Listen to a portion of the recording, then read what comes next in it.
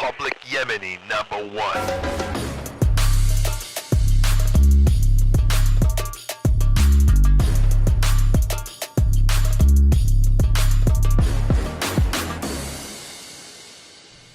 What's up, you sexy motherfuckers? I don't know how you look, but I think sexiness is more about how you carry yourself than how you look, because I don't fucking look sexy, but I am. So go fuck yourselves. We're on the podcast now with my friend Joann, Socrates.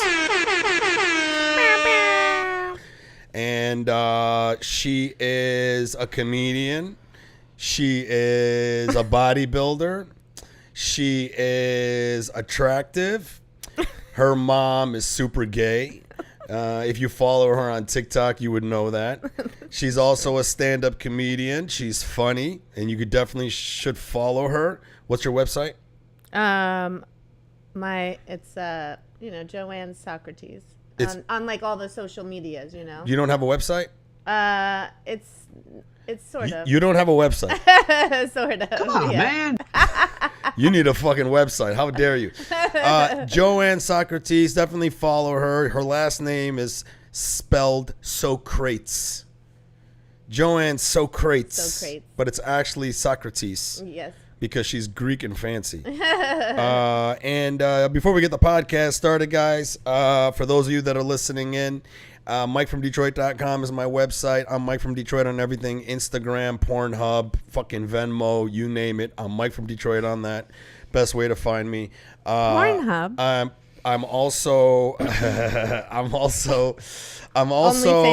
I'm also on tour right now. I'm taking a vacation in July and August, but I'm definitely coming back. But before I go, I'll be in Tampa July 6th, this Thursday, 7 p.m. Side Splitters Comedy Club in Tampa. Definitely come out, guys. Also, 2 days after that, July 8th, I'm in Atlanta at the ASW Whiskey Exchange. All my tickets can be found at MikeFromDetroit.com. Let's get it on with No, I'm not on tour with him. I know everybody would like that to happen, but not yet. Bring the microphone down just slightly because it's covering your face too much. It is? Just slightly down. It's a big microphone. Yeah, that's what she said. Yeah. Okay. Just fucking look at that. I do dad jokes and it fucking hits with Joann. I do like fucking 1967 fucking dad jokes and she's like, "Whoa, I've never heard that before." That's funny. So last night was fun. We were talking about. We had a good porn time last addiction. night. Me, you, Max Casabaum hung out in Venice. Yeah, we were just talking about your porn addiction, though. Who said I got a porn addiction? Why? You see, you're coming on here like a Fox News anchor already with the loaded questions and shit and the accusations. Porn? Did I say I had a porn addiction? Did I say that? Yes. You said that's not what I said. You said you're trying to stop. I already feel like I'm in a relationship right now. Like this is like taking me back to like. I'm sorry. You just heard what you wanted to hear. That's what it is. You said you were trying to stop, which means it's a problem. Well, no. It's not that I'm trying to stop. I don't do it that often anyway, especially recently. Yeah. Long time ago, I did have a porn problem, but it was because I broke up with my girlfriend of so many years at the time, and then I was very busy. So then I started replacing all the sex that I had with her with porn and masturbation. And there's this huge epidemic going on with porn right now where guys can't get their dicks up anymore. And a lot of it is they're blaming porn because they're doing psychological studies and they're finding out that people who jerk off to porn, guys especially, that masturbate to porn too much, it rewires the circuits of their pleasure system. So for example, one aspect is a guy who's like using porn is typically seeing more hyper versions of real sex in his normal life, right? So he's seeing super hot girls, big fucking boobs, asses that you don't normally see every day, right? They're hyper hot. Hold on. They're hyper hot, right? Mm-hmm. And then, not to mention, who knows what some of these guys are watching. So some guys might be watching only orgy videos, and then they're getting turned on by that, and they're always jerking off to that. And a thing that guys do often when they're watching porn is called edging. You know what edging is?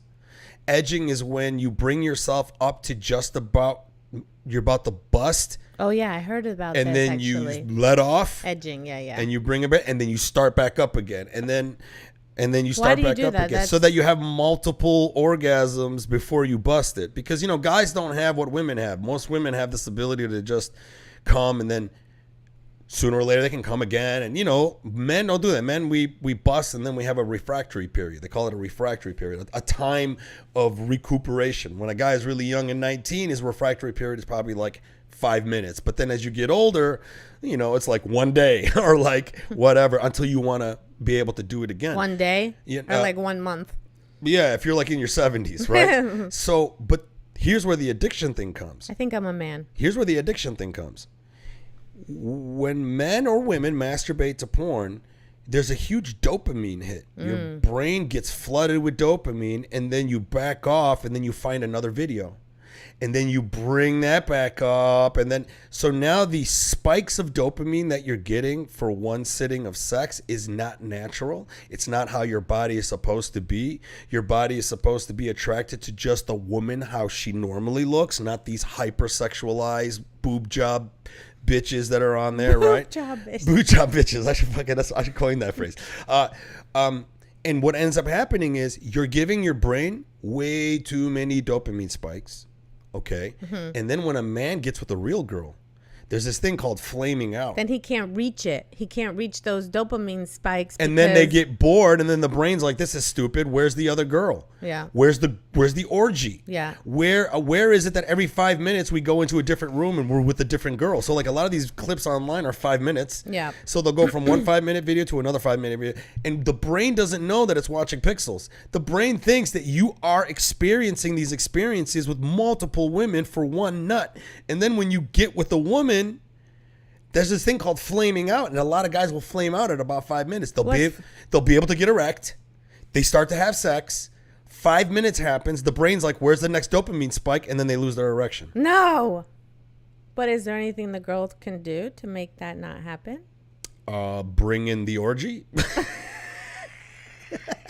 So it's like the first 5 minutes, the guy is hard, and then you can have sex, and then he has to have some other type of stimulation. Because the brain is so used to. So if I stick a cucumber in his ass, would that help? Or if that's his thing. If you did that to me, I'll call the police. I will fucking call the cops, bro. All cops are bad. Not these cops that are coming over. They're going to be bad for you, not me. Oh, shit. So, yeah, I guess that's really a problem because, yeah. And then it's like ADD with porn. It's like porn. That's a very good way of putting it. It's kind of like ADD with porn. Yeah, it's kind of like your brain now is like, hello, where's the next group of girls? I didn't know people watched it like that. I thought you just watched the guy come home from a long day at work. No, we skip those parts.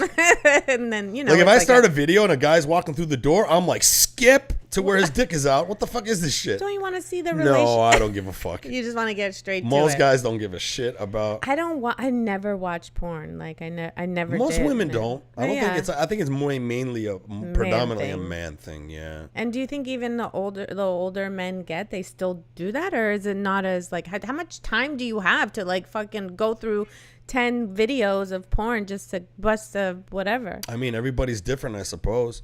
But like before, when I broke up with my girlfriend, I literally was just every day jerking off to porn. And then guess what happened? Then I finally meet this really beautiful girl. She was gorgeous. We dated for like a couple of years. And with the first 3-4 months, I couldn't get my dick up with her. Why? Because I didn't realize how I jacked my fucking because of the brain porn. because of every day doing porn. So should I go on dates and say, do you take porn? Do you take English classes? What the fuck was that? Hey, hi, do you take porn?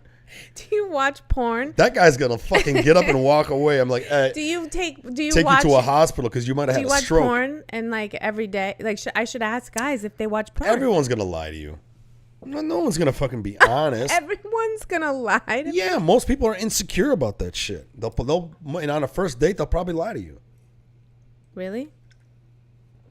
You act like you were just born yesterday. What is going on here? What do you mean? Like, I don't expect people to lie to me. I feel like I expect people just to be truthful and honest and not lie. Like, what's the point of lying? I don't get it. Like, why? Wait a second. Wait.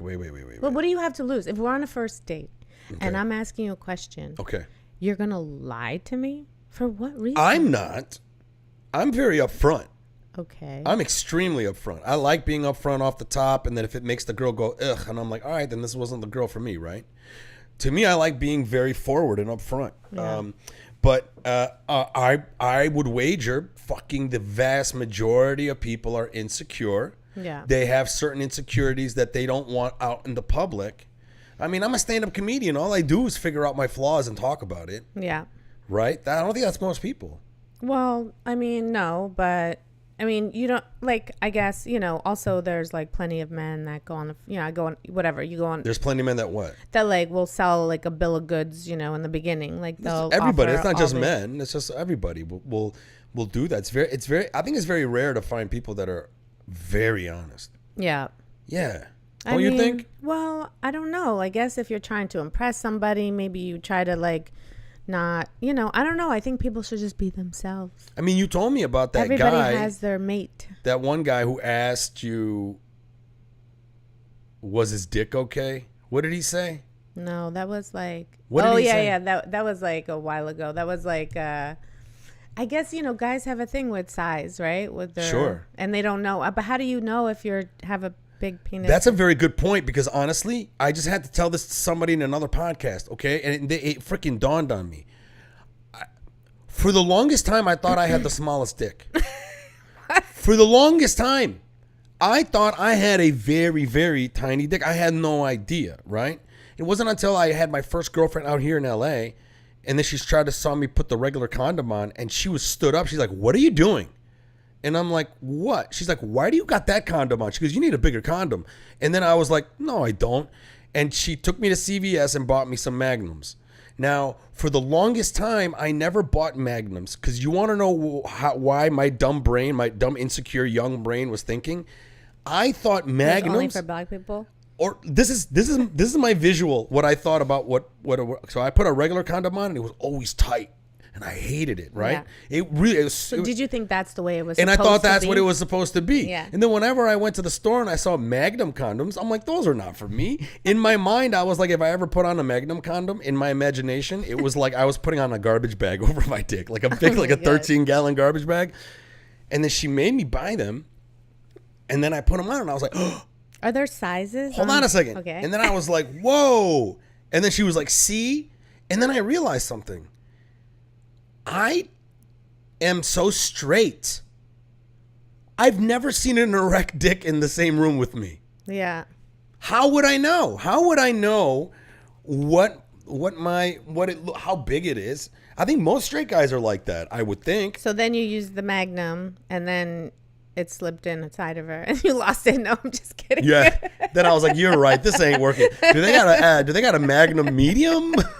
Is there a schmedium? Is there sizes to Is this? this Small, like, medium, yeah. large, Magnum. I call Magnum. Hey guys, you guys need to fucking like, you can't just have one Magnum. Then they got Magnum XL, and that one I'm afraid to even open the Oh, box, gosh, bro. no. Yeah. I think That's those are like- only for black guys. Yeah. No, are like just like abnormal. Like that's sad. Actually, I wonder guys who have like really really big. Yeah. Like I feel like they can't. Where are they gonna put it? You know, like who's gonna stick that inside of them? Like Have you seen one of those? no, Never seen one in person? no. They were all small. You see them on porn though, don't you? I mean, depending on the porn you look, yeah. I guess you're not like Googling big dicks. I Sally. mean, if you want to, you could definitely, yeah. I'm like, especially you watch like these black guys, man, they're packing like refrigerators. They're like it's like a side, like they got a car on This their girl fucking. told me that John Sally had. Oh, she hooked up with John Sally? She said it was his like forearm, the size of his forearm. Shit, I don't know if I'm supposed to say. That's what she said. I don't know if that's true or not, but that's what. Did you say her name? No, I didn't say. Oh her yeah, name. yeah. She hooked up with John Sally how long ago? This was like when I first moved out here. It was like He was a Detroit Piston. I know John Sally. I wonder if we Google. Huh? I wonder if we Google like What if his it's a dick size rumor. is? Is it a rumor? Oh yeah. Let me ask. Does John Sally have a big dick? Google knows. I probably shouldn't like expose. He goes, that I don't know how to information. respond to that. How tall is John Sally? Wow. He's almost 7 feet. Yeah. He's 6'11". Holy shit. So that's what she said. But like, so he can't, like, no one, you know, she was like, I was not putting that inside. GoGo. She was like, I was not. Does John Sally have a big Johnson? That's not going to work. Google's going to be like, what do you mean Johnson? John Sally has a feature in adult films. He does? Detroit bad boy John Sally has to be one of the most interesting personalities who didn't become... let me open this one. I can't believe I'm reading it on my watch. That's the fucking... When Sally, interesting... over-the-top behavior, suspensions, and arrests. He's interesting because of his success and body of work on and off the court. He might be most known as the Pistons' 80s beat night Michael Jordan, right? Okay, right. And there was the Toronto Raptors, 72 wins. Hold on, I'm getting there. Jeez. The coach, Phil Jackson, forever. blah, blah, blah. After getting his 4th ring, he retired again and was able to spend appearing in music videos, TV shows, and films. His filmography of him playing, according to famous porn star Lisa Ann, who was recently on the Howard Stern show, John has been doing the wrong type of films, and he's more John Holmes than he is John Candy, Goodman, or Belushi. Ooh. You know who John Holmes is? Oh, yeah, the porn. Dirk Diggler? The band with a big-ass fucking... Yeah. So she's confirming it. The porn star Lisa Ann, who recently was on Howard Stern, said that John has been doing the wrong types of films. He's more John Holmes than he is John Candy, Goodman, or Belushi. Yeah. Lisa, who's seen plenty of penises in her lifetime, went on Howard Stern last month and said Sally's sausage dwarfed every other schlong she's ever seen by a long shot. We don't go into the details, but she basically said it was like squeezing salami through a keyhole.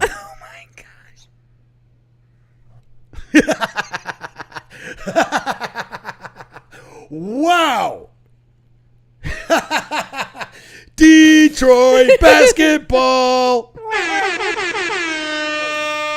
Yeah, see? He also seems... You learned something new today, didn't you? He also seems to take all gigs, too. He's been the host of Basketball Wives, Best Damn Sports Show, period. I can't believe you said that. A podcast called blah, blah, blah, blah, blah, blah, blah, blah, blah, blah, blah, blah. With all the odd works. And he's 6'11". What do you say here? Portfolio and outrageous. Yeah, well, so...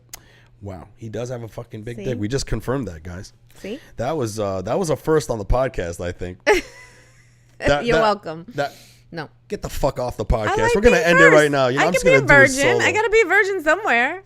No, you said there was a first on the podcast. I hate you. I hate you too. We were hanging out last night, and I couldn't believe that you're at this age, but you have the mindset of like a teenager when it comes to sex. Like you literally are like, what? People do that? And like me and Max Kastenbaum were hanging out. Me, her, and Max were having dinner and drinks and stuff. And yeah, we were talking about like all sorts of crazy shit. But then we started talking about like how Max is like, Max is like, I love to skeet on a girl's face. Yeah. And I thought that was a disrespectful thing. Yeah, so funny. You're like a nun. I'm not a nun. I'm just saying, when a guy does that, like they like hate you or something. Not hate you, but they're like, I don't know. It's just like I don't know where I even got that from. Well, like when we talked about it last night, I think a lot of that came from guys watching porn and seeing that on porn, and then at a young age seeing that and then getting turned on by that, and then now that's a thing.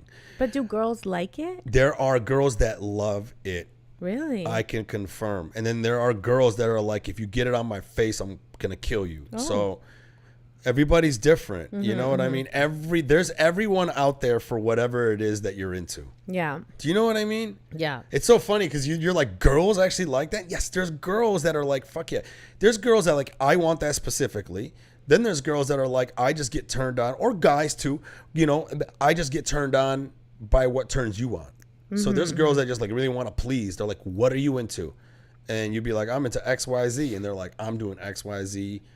Yeah, there's so much freaky shit that goes on out there, you know. I just watched a video of a girl throwing up on Lady Gaga on stage while she was playing the piano. Did you come? No, it was disgusting. I was like, why is this happening? I don't understand. Who wants to be thrown up on? Oh, you mean it was like a thing? So that like she was sticking her finger down her throat. right next to her. On top of Lady Gaga. Okay, hold on. So the thing that I'm trying to answer here is, was Lady Gaga in on it? Yeah. Oh, was this at a show? Yeah. Oh, what's the artistic? She was on stage playing, and she was like this, and then the girl was sticking her finger down her throat. You don't got to be sorry. No, well, I was. Oh, yeah, no. But like sticking her finger down her throat and puking on Lady Gaga while she was playing the piano. Fuck, I can't Google it on my phone. Happy 4th of July, Bolty. Thank you, buddy. And thank you for the compliment on my new t-shirt, the new black and yellow Public Yemeni t-shirt. I'll be selling those at shows. I need to find this video. Wait, who was Okay, hold on. Lady I can put it on my TikTok and show Gaga puke. you. Yeah. Clip of woman making herself vomit on Lady Gaga resurfaces. All right, where is it? I mean, hi little kitty. Of course it's on the New York Post. Hi little kitty. But hey, bring my cat up and show everyone. Come here, kitty. How do I bring her up? I'm gonna grab her. I don't know. I don't know if we're that close. This thing is probably going to play a stupid ad right now. Come here, kitty. Come on. Come up. Oh, here. Oh. Look at the kitty. Look. Oh, cute. It's a Himalayan. Why did you take all her fur off? What is this? Why is there... What is that? I shave her to look like a lion. She's so soft. I know. She's so now soft. I know why you cuddle with her. Oh, I would stay to only petting her head. Why? Because you know how cats are. Are they sketch? Yeah, if you, like every cat has a spot on their body that they they don't hate. tell you about. Yeah. And they'll actually offer it up to you. Really? And then they'll be like, touch it. And then you Yeah. hit it and they're like, fuck you, you shouldn't touch me there. You're like, bitch, I didn't know. Well, I can't pull it up because the internet's acting really kind of slow right now. But wow. Okay, so why are we talking about that? Why are we talking about Lady Gaga getting puked on?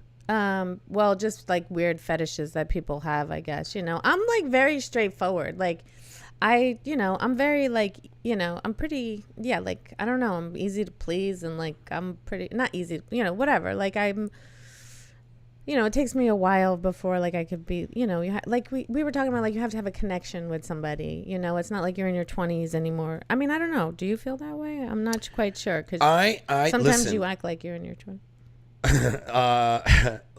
So like in my 20s, Like which is really funny, I'm like very reverse. I was always a monogamist. Even when I was in my 20s, I was all about jumping from one girlfriend to another. Mm-hmm. And then finally got to a point where I was like, this sucks. Because I get into these relationships with these girls and then I like them. And then next thing you know, it breaks up. And then I'm so codependent at the time that I would jump into another relationship. Mm-hmm. So then after the last relationship that was really long, I decided, you know what, dude, I have to try being a hoe. I got to try that. I got to try being single.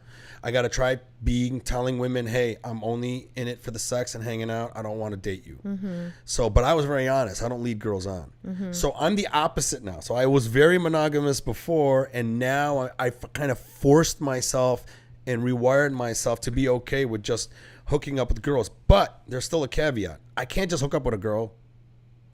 I got to like her. Yeah. Meaning, I don't got to like her. I'm going to love her. No, she got to be cool, right? Like, I got to like vibe with her. Yeah. Like, okay, if I see a girl, she's hot, and then I'm not vibing with her, I'm not feeling it. Yeah. I don't care how hot she is. Yeah. If she offers it up, I might, maybe. But me making it that the shit happen, it's probably not going to happen because I don't like their energy. Yeah. So if I do something casual, it's typically a girl that I like. I like her company. Yeah. After we have sex, I like talking to her, Yeah. right?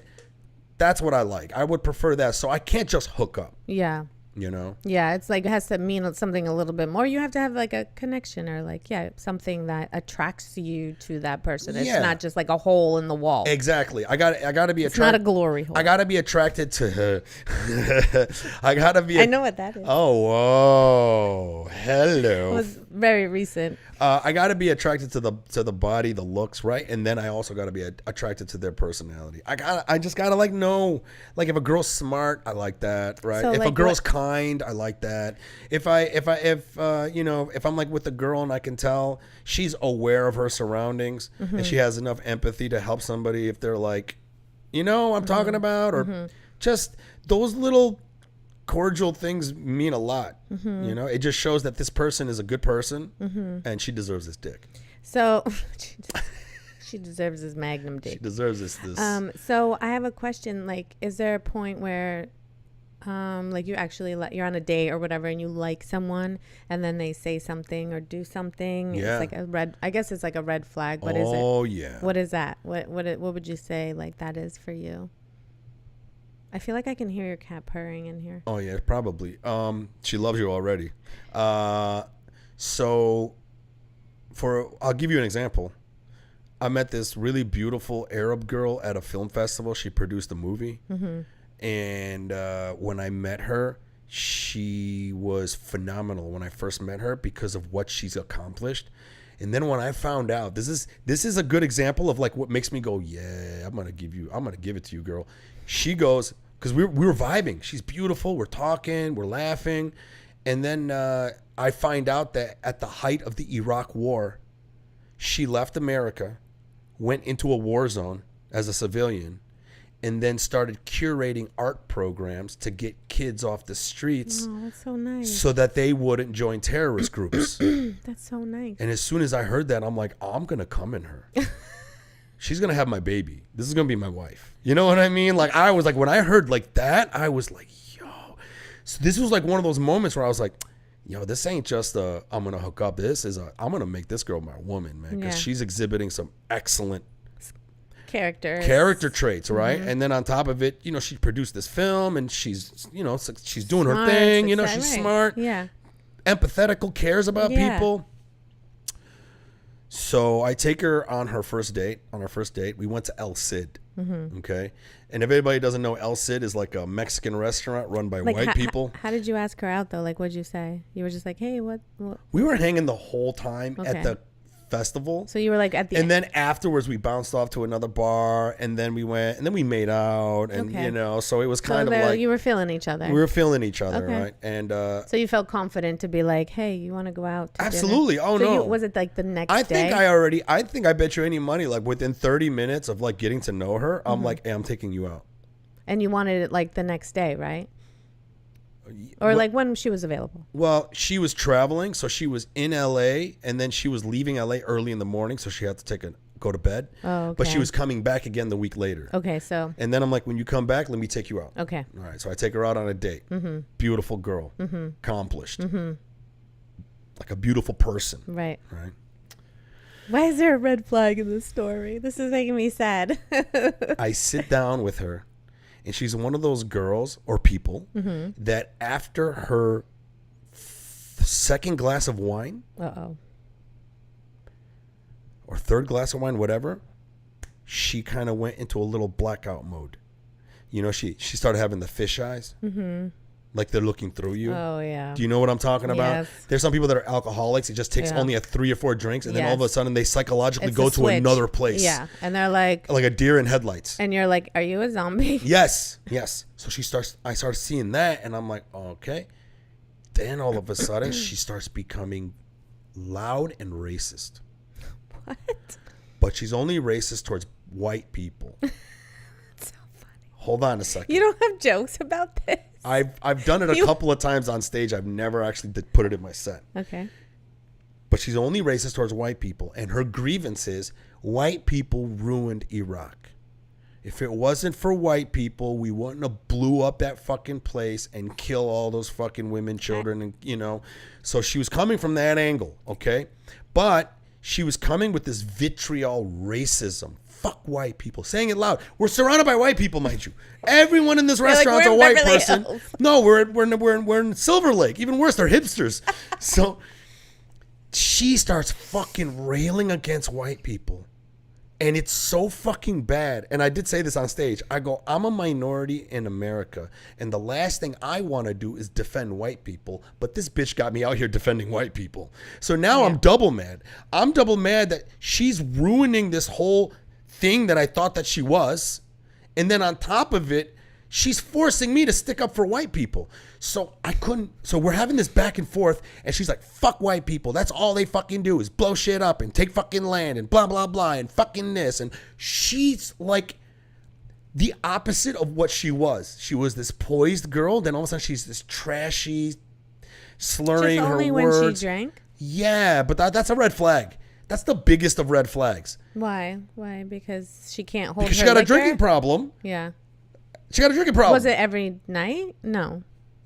It That don't doesn't matter. I don't fucking need. I've been around. When you act like that when you drink, you got a problem. If you have a drinking fucking problem. The way I look at it, I've been on that ride so much. I know where to smile where the camera goes off. Yeah. You know what I mean? Like when you're on a roller coaster and you've been on it so many times and you know, hey, this is the part where you smile. Yeah. You know?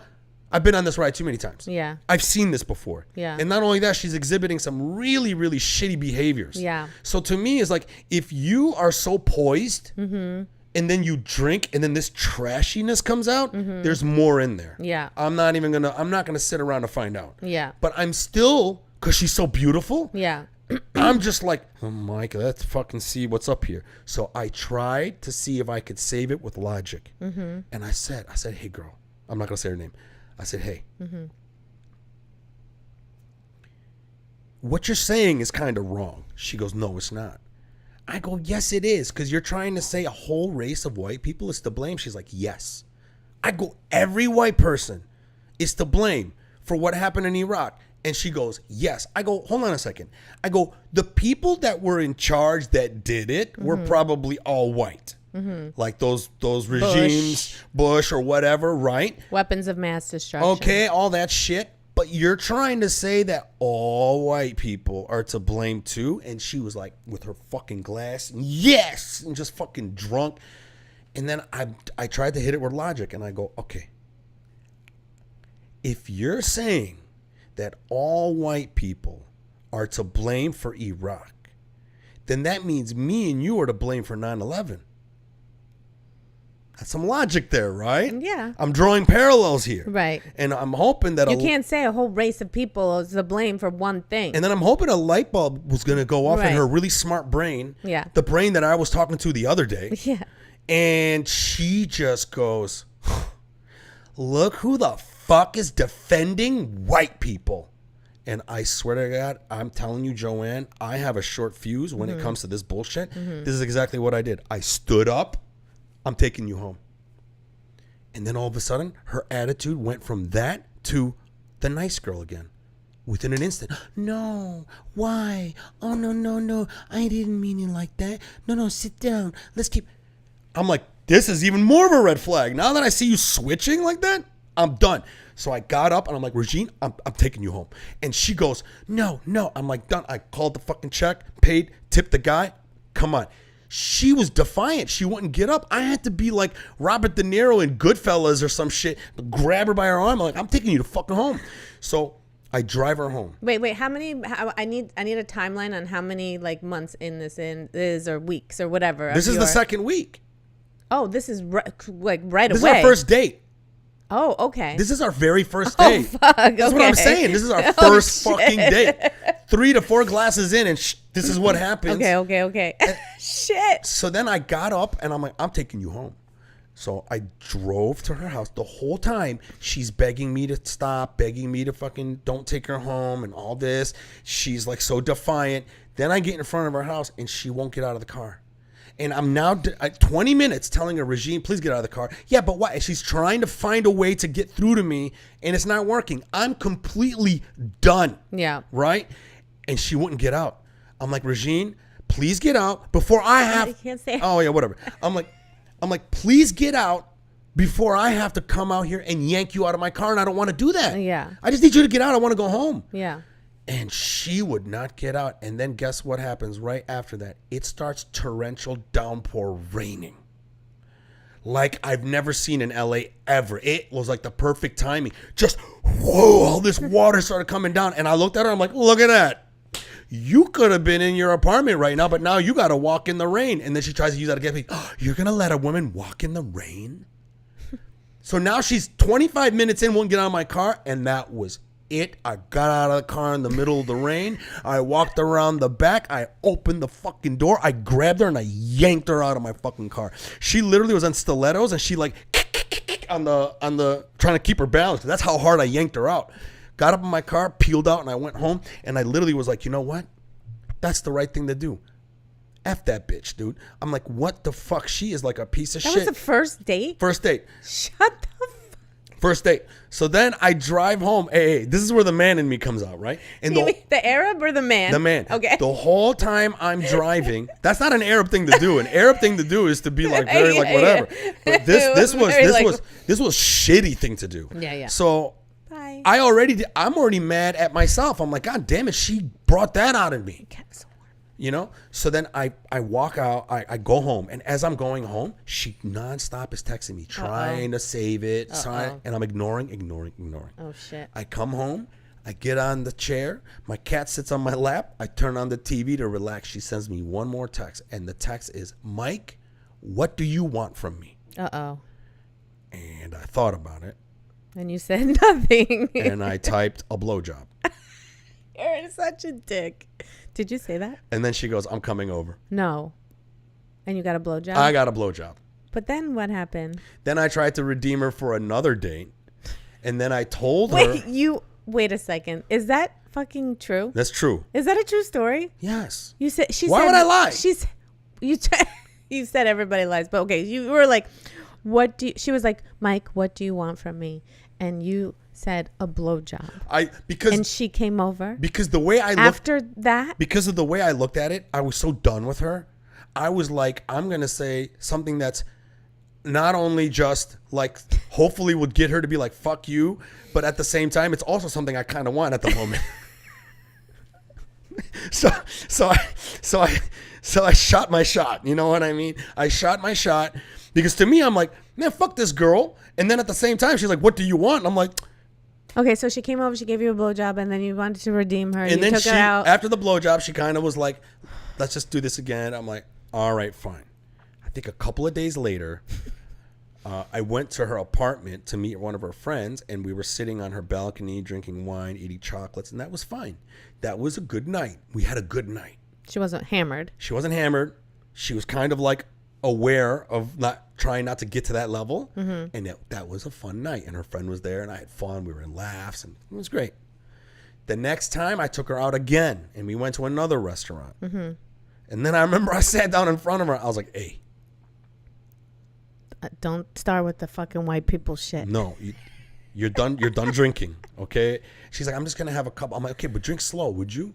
And then I was like trying to coach them. I'm like, now you're like nervous about it. I'm like, can you like maybe just drink before, but eat first, then start drinking so that it doesn't hit you so fast? She's like, Mike, and that's what she starts drinking. And you're not a big drinker, are you? 2 glasses in, deer in headlights look. Oh shit. She just snaps into this other person, and then next thing you know, in the fucking, I forgot the conversation, but it was just defiance. Everything from her was defiance. She went from this really nice girl, then all of a sudden that thing goes up, and she went into this asshole mode where everything I'm saying is a problem. Yeah. And she just was trying to stay in that mode, you know. And then we ended it or whatever, and then I took her home, and then I never saw her again. But that's like an example of me. And then you were done, though. Did you have to break up with her? So if a girl exhibits like racism like that, I'm like, fuck this shit. Yeah. Yeah. Fuck this shit. Well, and the alcohol like thing, that switcheroo thing where you become a different person, that scares me. Scares me. Yeah. And then she switcheroos from the drinking to this asshole person. Yeah. And then when I finally do the right thing. Yeah. And tell her I'm not sticking up for this. Yeah. Because she's so hot, she probably doesn't get that often. Right. She probably gets so many guys that are like, oh yeah, ha ha ha ha, let me just get that pussy. Right. And I put her in her fucking place, and then all of a sudden she goes from that to, oh my God, I'm so sorry. Yeah, that's scary. Fuck out of here with that shit. I dated this guy in Chicago when I lived in Chicago. He was like an attorney, whatever, for like, I don't know, the mayor or whatever. But he was like, he drank a lot. And I didn't know how much he drank until we like went away somewhere. And this was like 3 months into our relationship. And you didn't realize that he drank so much until he went away somewhere? We went away together. Ah. Yeah. How long of vacation?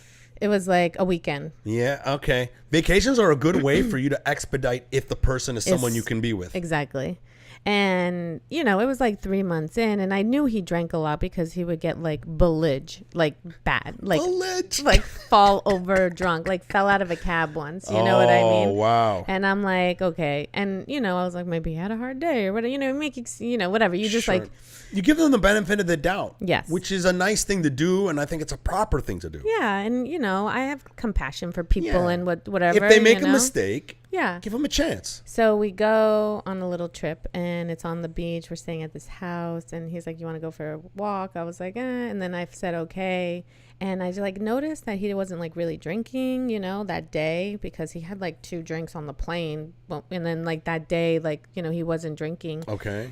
Had a seizure on the beach, like full out, right? Like what? Yeah. And I was like, oh my God, if I wasn't here, he'd be like washed away at shore. Oh my God. I know. I had to call, and I was like freaking out, right? I didn't have my phone on me. I like, you know, had whatever, his phone, and then I was like calling for help, and then he goes to the hospital, like full seizure, right? You know, like the whole foaming in the mouth, like everything.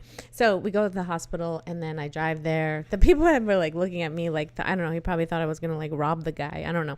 But it's like, who's this little girl? Because they were asking me questions about him. They're like, is he on any medications? Is he this? Is he that? I was like, I don't know. Like, we just been dating for 3 months. I don't know.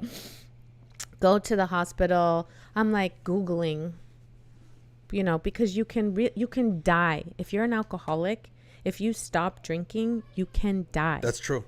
You can like die. That's why it's dangerous. Drinking is a dangerous thing, you know? It's so dangerous. It is. And like, so I think it was withdrawals. You can have seizures and like all these different things. So then the next day he was like, we go to the house, out of the hospital, whatever.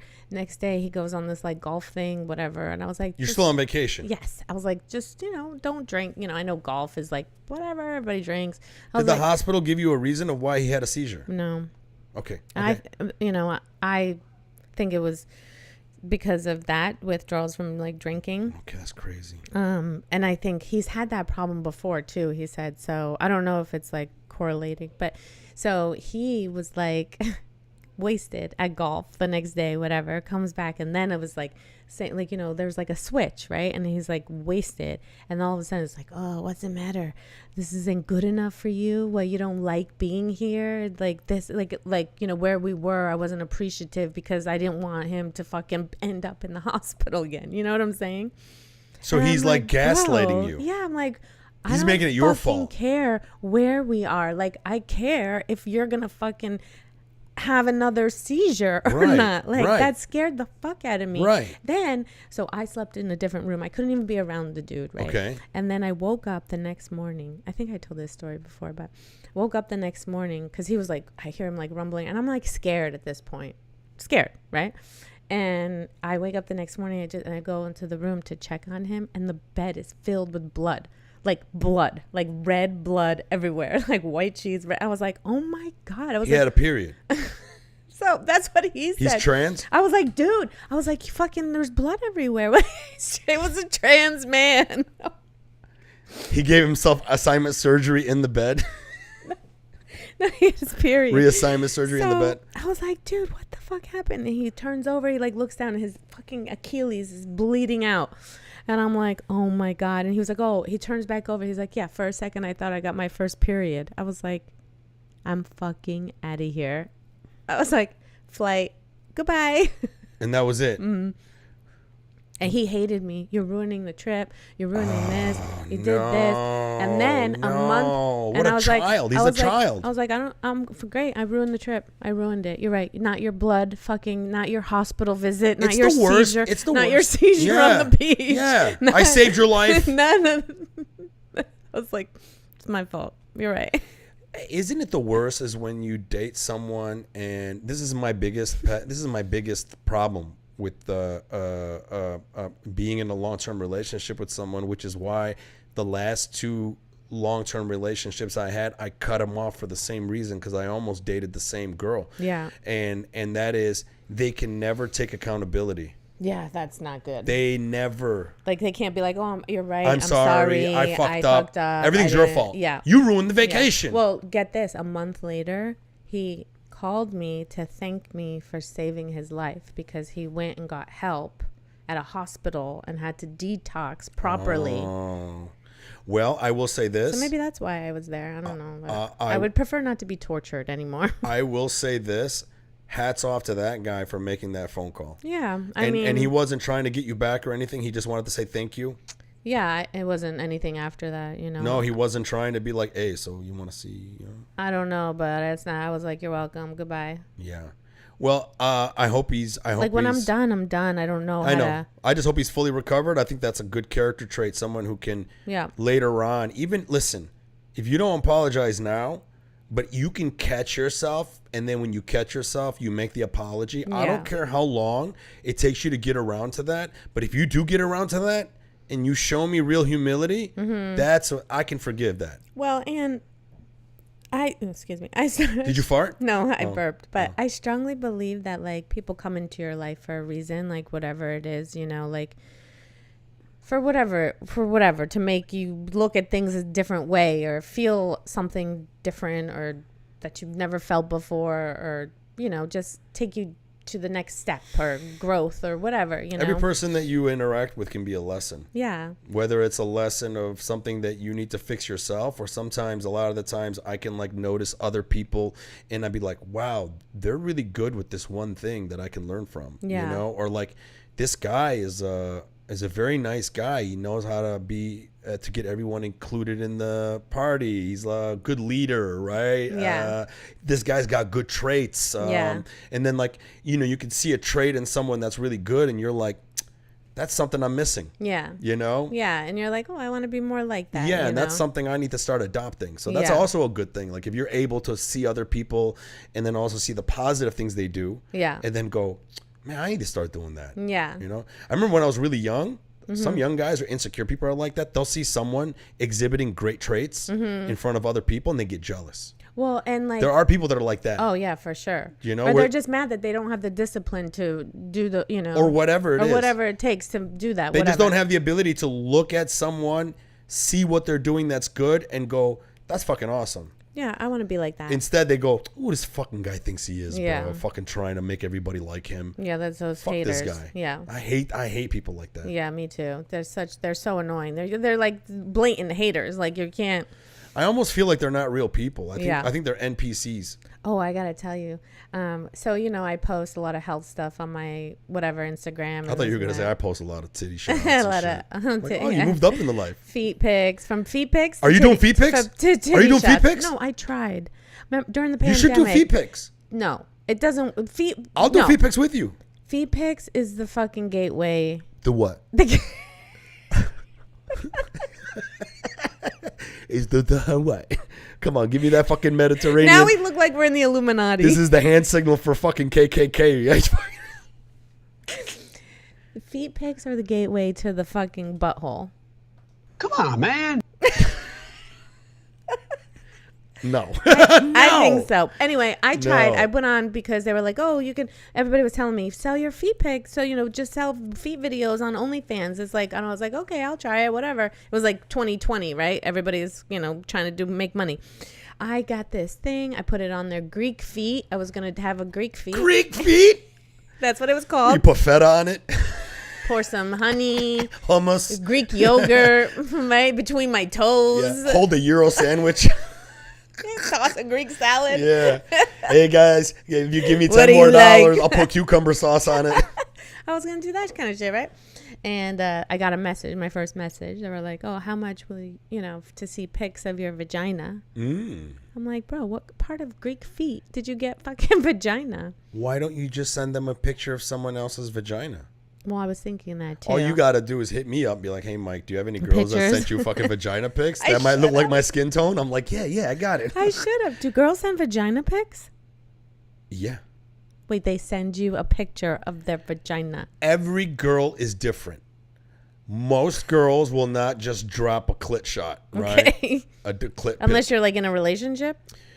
Yeah, but there are girls that are just very hypersexual, and they're almost like dudes with their sex drive and the way they look at the world. Like this one girl that I see every so often, she is just fucking like a porn star type freak. Like every so often she'll just send me shots of her fucking pussy or Oh, Lord. her shaking her ass. Holy. And, you know, Wow. yeah. So it all depends. Do you like that though, or do you like? What do guys like? What do you? I mean, do you like that? I'm indifferent. Yeah. I'm kind of like, oh, nice tits, great. Does it make you want to see her when she sends things like? This girl specifically, yeah, it kind of makes me just go, damn, she's fine. Okay, you know. And also, it's kind of like a positive feedback loop because I'm attracted to her, she's attracted to me, and she knows how attracted I am to her, and then she's perpetuating that by going, I want you, don't you want this? So I'll do this to you if you come tonight. And it's just like, hell yeah, you got a girl like that. That's a teammate. You know what I mean? That's that's teamwork. That's somebody who's just like, and then it all depends. Like there was this other girl that I was seeing, super freak, and she would send me all kinds of pictures of her naked and this, and then she'd also send me like animated gifs of like guys coming on girls' faces and shit. She was a freak. Okay. And we're still good friends.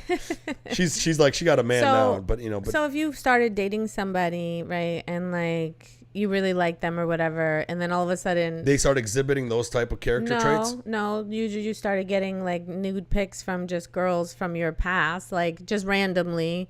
Like, would you have to text a girl and be like, "Hey, can you not send me any more nude pics?" I would do that, yeah. Especially if I was in like a real relationship, I would. You know, there's different levels of girls that you hook up with. Some girls I'll hook up with and I become really good friends with, and then even after we're done, I'm still friends with them. Yeah. You know, but I have enough respect to not be playing that game anymore. Right. And they have enough respect to not play that game. Right. But then if I was with a girlfriend and then that person started exhibiting like, I'm trying to get you to fucking think I'm hot while you're with this girl, that's an instant block. Yeah. That's first, like if I'm That's really respectful. If I'm good friends with them, I'd be like, yo, you got to stop doing that. I'm in somebody. a relationship. Yeah, and, yeah. You know, that's Because you're still friends, because they can still think like, oh, let me send them a picture of my ass, Yeah. and maybe we could get it in tonight. But that hasn't happened. So do you think girls and guys can truly just be friends? absolutely, Or do you think the guy like kind of always wants to just bang? it all the girl? depends on the guy. Yeah. I think it depends on the guy and it depends on the girl. Everybody's different. Yeah. I can be that. I have a lot of guy friends, so like I understand, you know, when guys have girlfriends, you know what I mean. But the thing with guys, I can also we feel want the sex vibes. all the time. Yeah. So even though that guys, Not all guys, but meh, most guys. most guys, I'm like, you're very attractive, so I'm pretty sure that the guys that are friends with you are also in the sidelines waiting for you to be like, come get this Like pussy. if I wanted to have sex with I them, bet they you if you would. called any of them right now and was like, hey, Hey. would you hook up with me? Mm-hmm.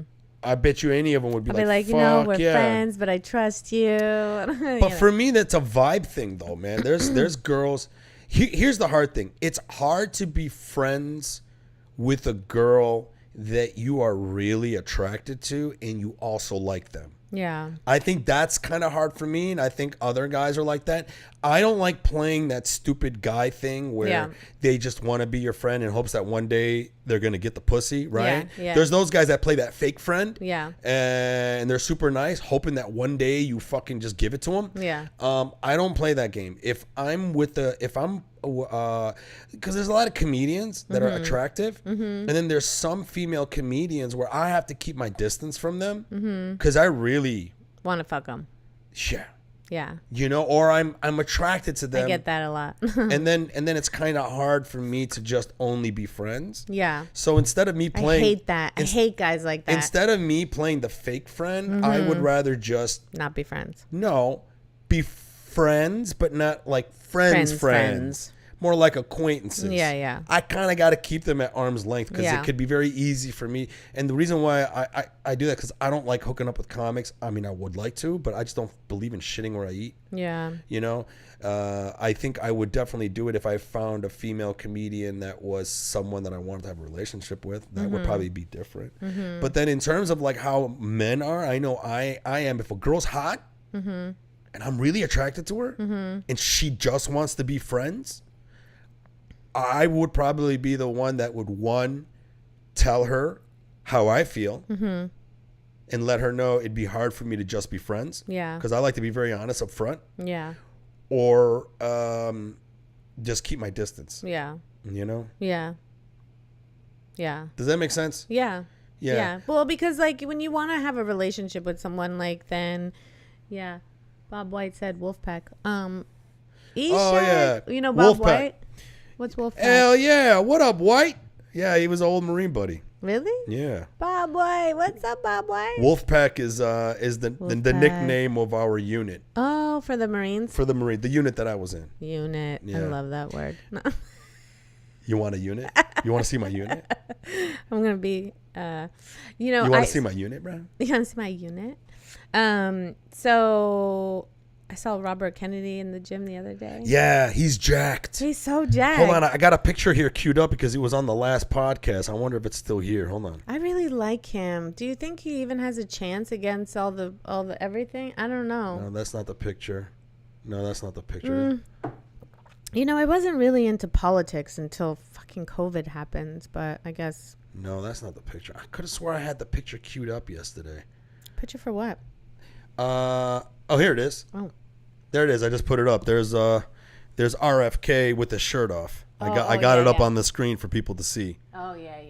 He's jacked.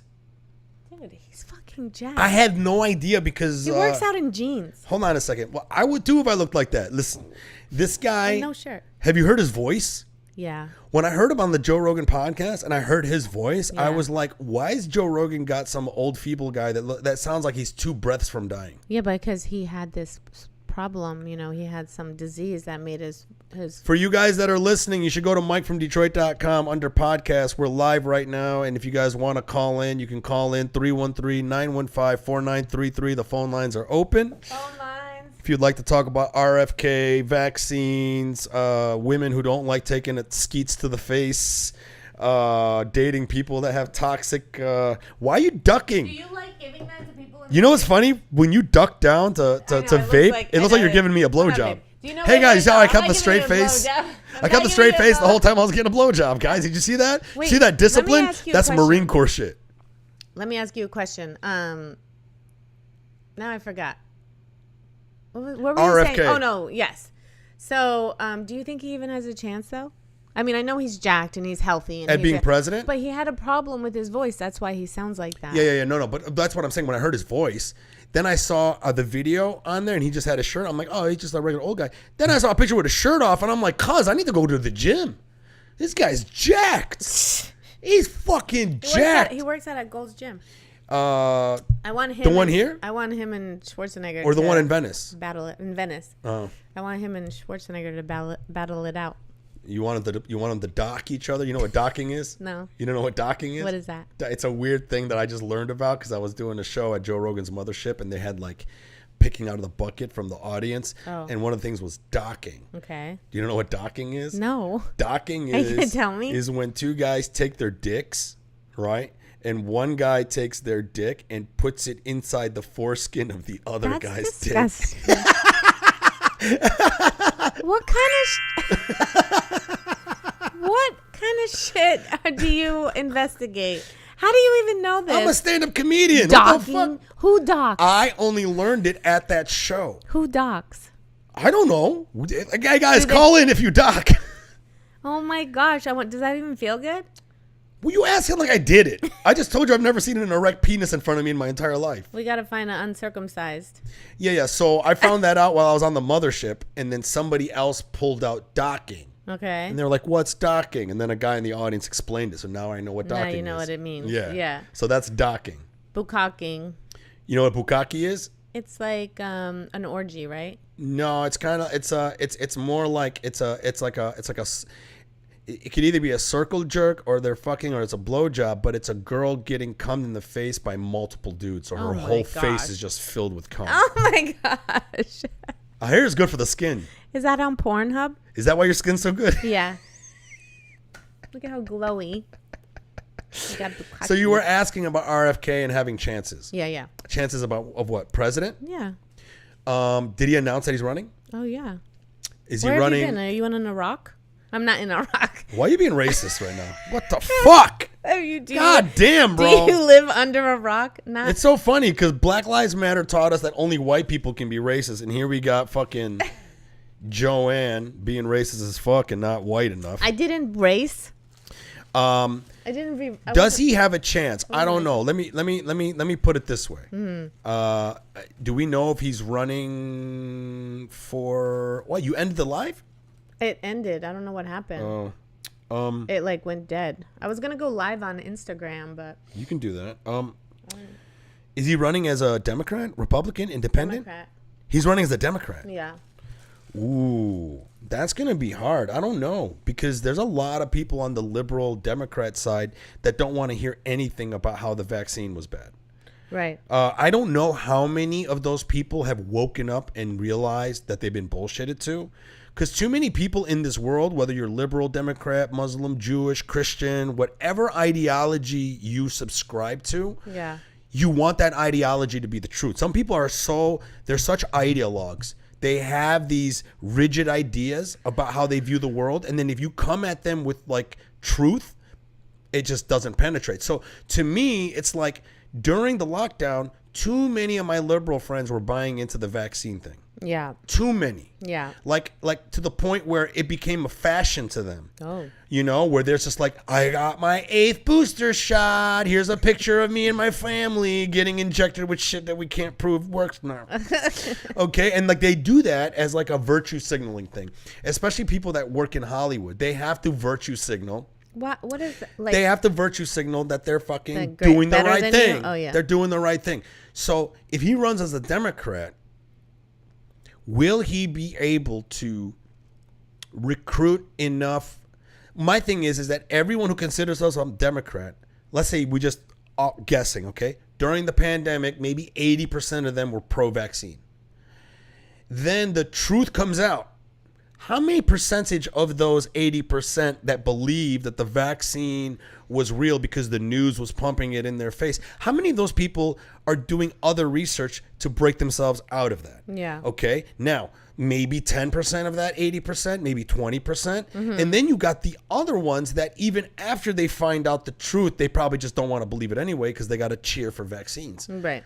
So Or they just don't I wanna just be- assume that he won't have a chance. Well, it's like. And not only that, if you run as a Democrat, it's not just the people that pick you, it's the Democratic Party that has I to know. pick you.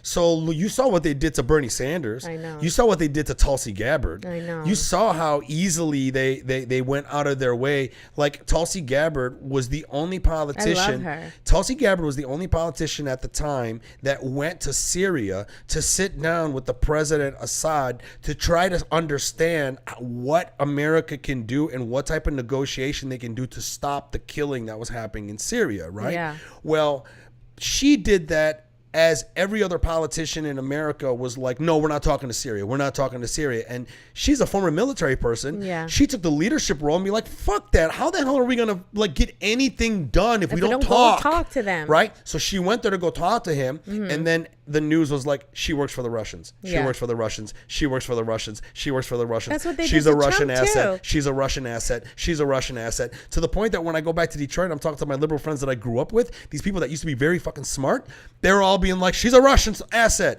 And then I can't even get across to them. I'll spit knowledge and truth and whatever, and they're just like hypnotized. Nope, you're a liar. You're listening to the wrong things. Why is that? You Why should can't be listening. they even open their minds? You should be listening to Rachel Maddow.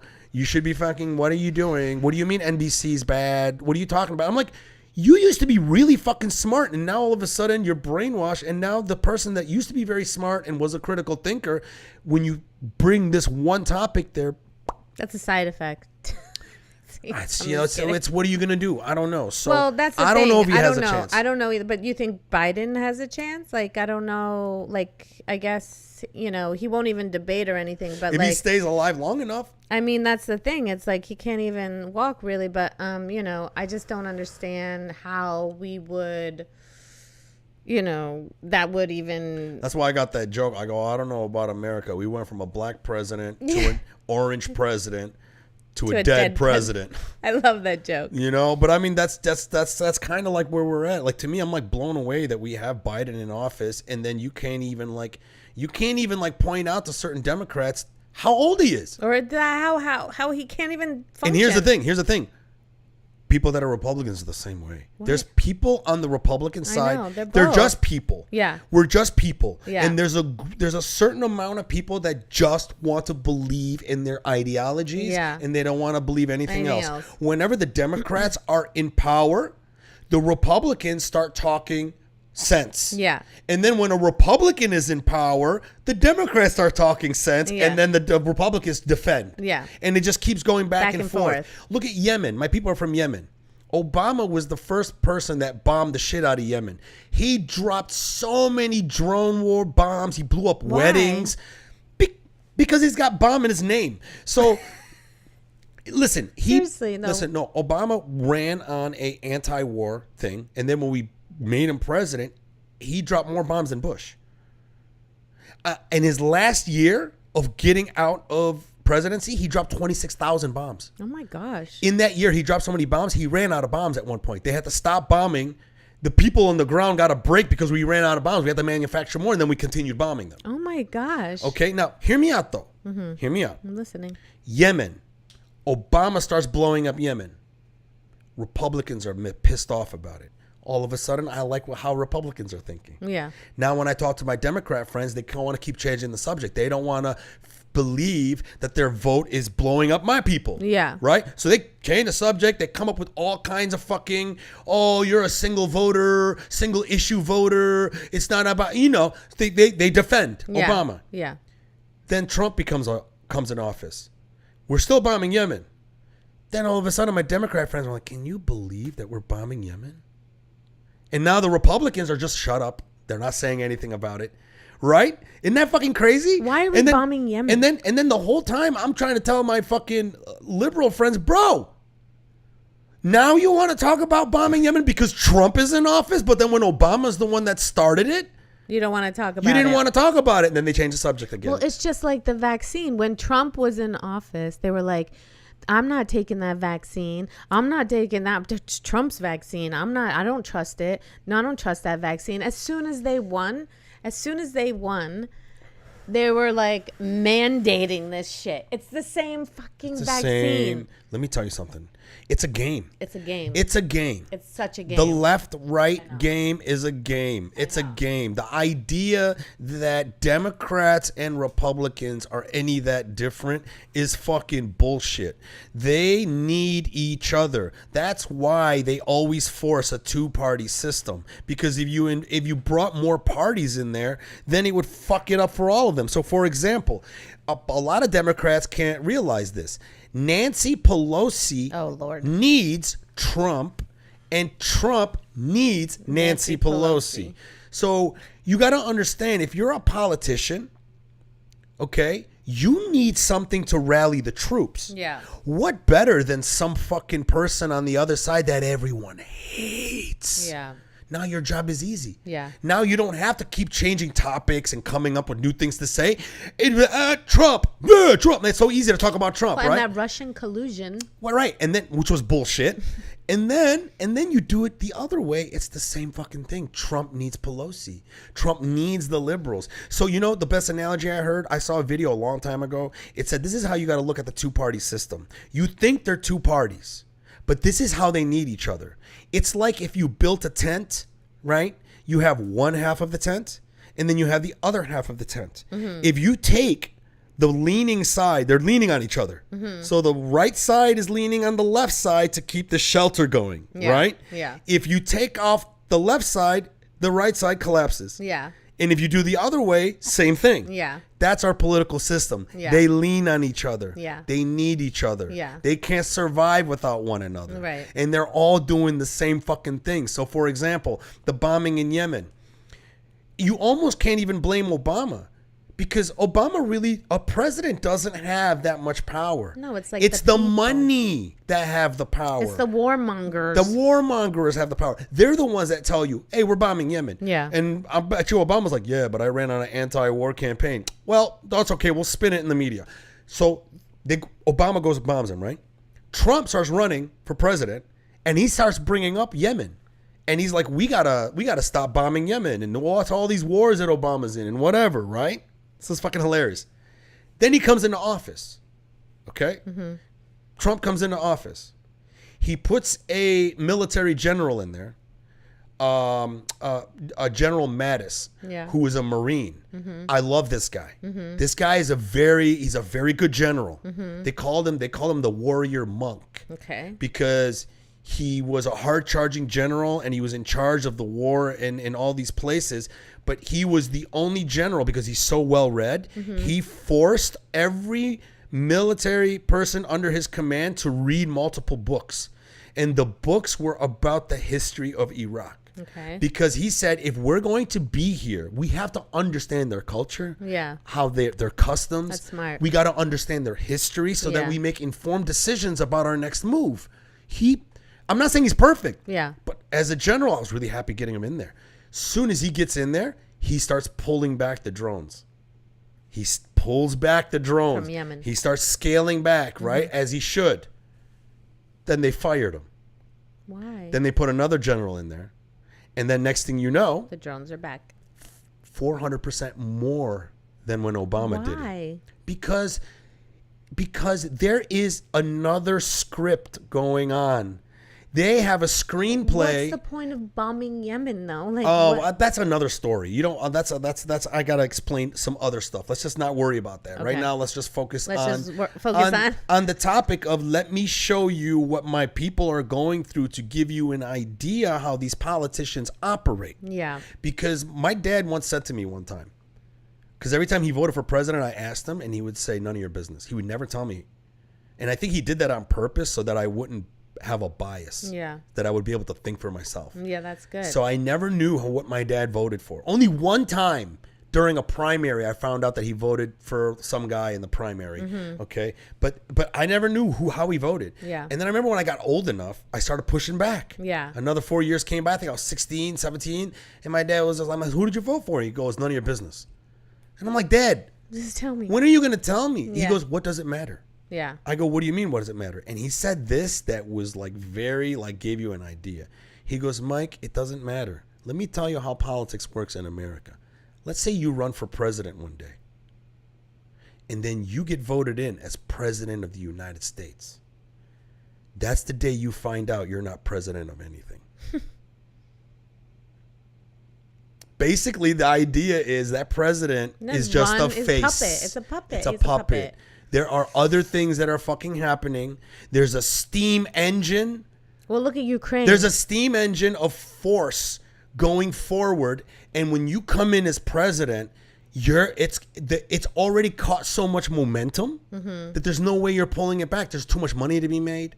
There's too many very influential people. Maybe some of those people that are connected with killing Kennedy when he pulled us out of Vietnam, or he tried to fucking stop that shit. Can you imagine all the things that RFK like Jr. saw and knows and like is aware of in his life, being a Kennedy?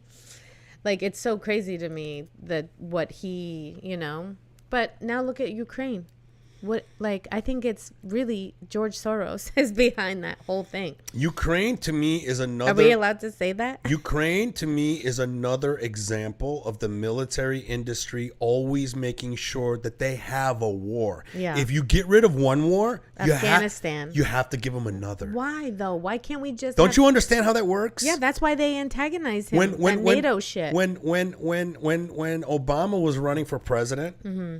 I liked everything he said when he was up in the primaries, right? Yeah. He was anti-war, anti-war, anti-war, anti-war. And look how strategic he was with this. Because I remember this was the day when I realized I'm not voting for this man. Because to me, the most important thing is the misuse of our military. Mm-hmm. So Obama he wins the primary on this anti-war thing. Mm-hmm. So now he's the lone Democrat against McCain, the lone Republican.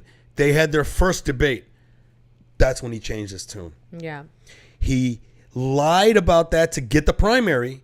And then when he was up there in front of everybody, he knows the military industry was talking to him. Somebody asked him the question, so Obama, it says that you're going to like end all the wars. And he's like, no, what I said was we need to end the war in Iraq, scale back that one, and we need to focus our efforts on the people responsible for 9/11, Afghanistan. And that's what ended up happening.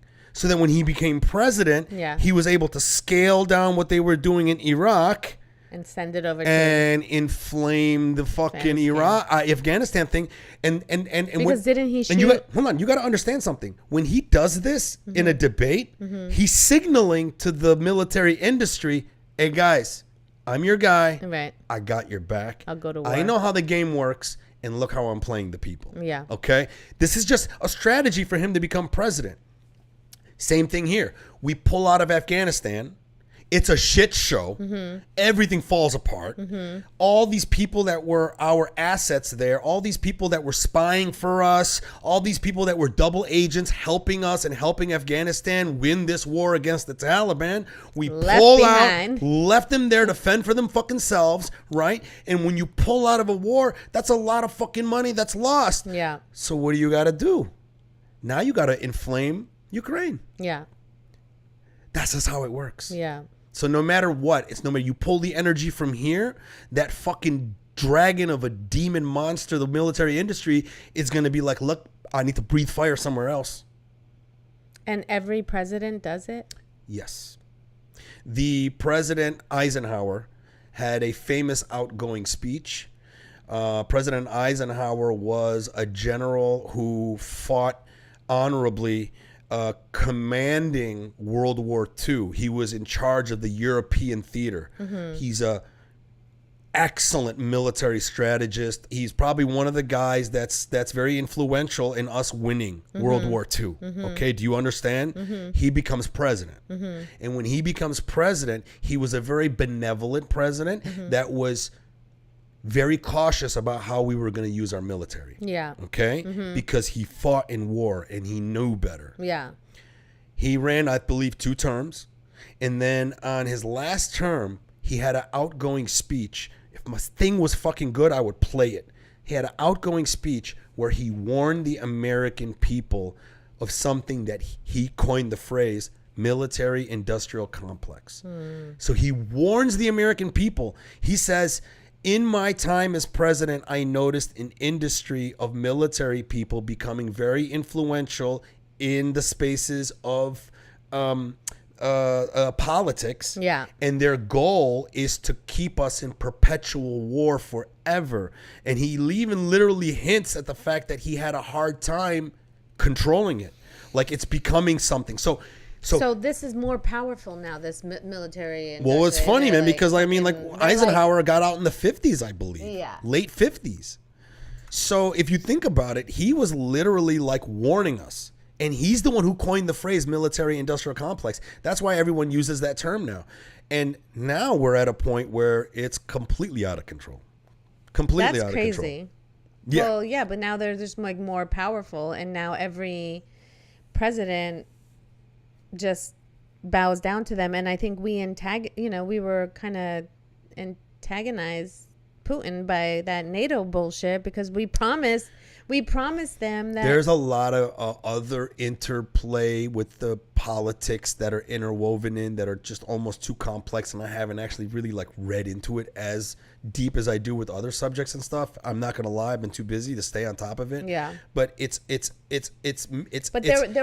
twofold. It's making money and then also dominating Russia. It's a really weird position. There was like a Minsk agreement or something in the past. There was like an agreement where there was an agreement where NATO wasn't allowed to put any weapons on the border of a country that I forget the name of the country, but that it borders Russia. And like Ukraine. I believe it was another one. No. I think it's one that's like adjacent to Ukraine also. And then Russia was kind of mad that they made this country part of NATO. So then they made this country part of NATO, and then they ended up putting missiles up there. Oh. And then when that happened, that's when Putin was like, I told you motherfuckers, if you put weapons there, I'm taking Ukraine. Yeah.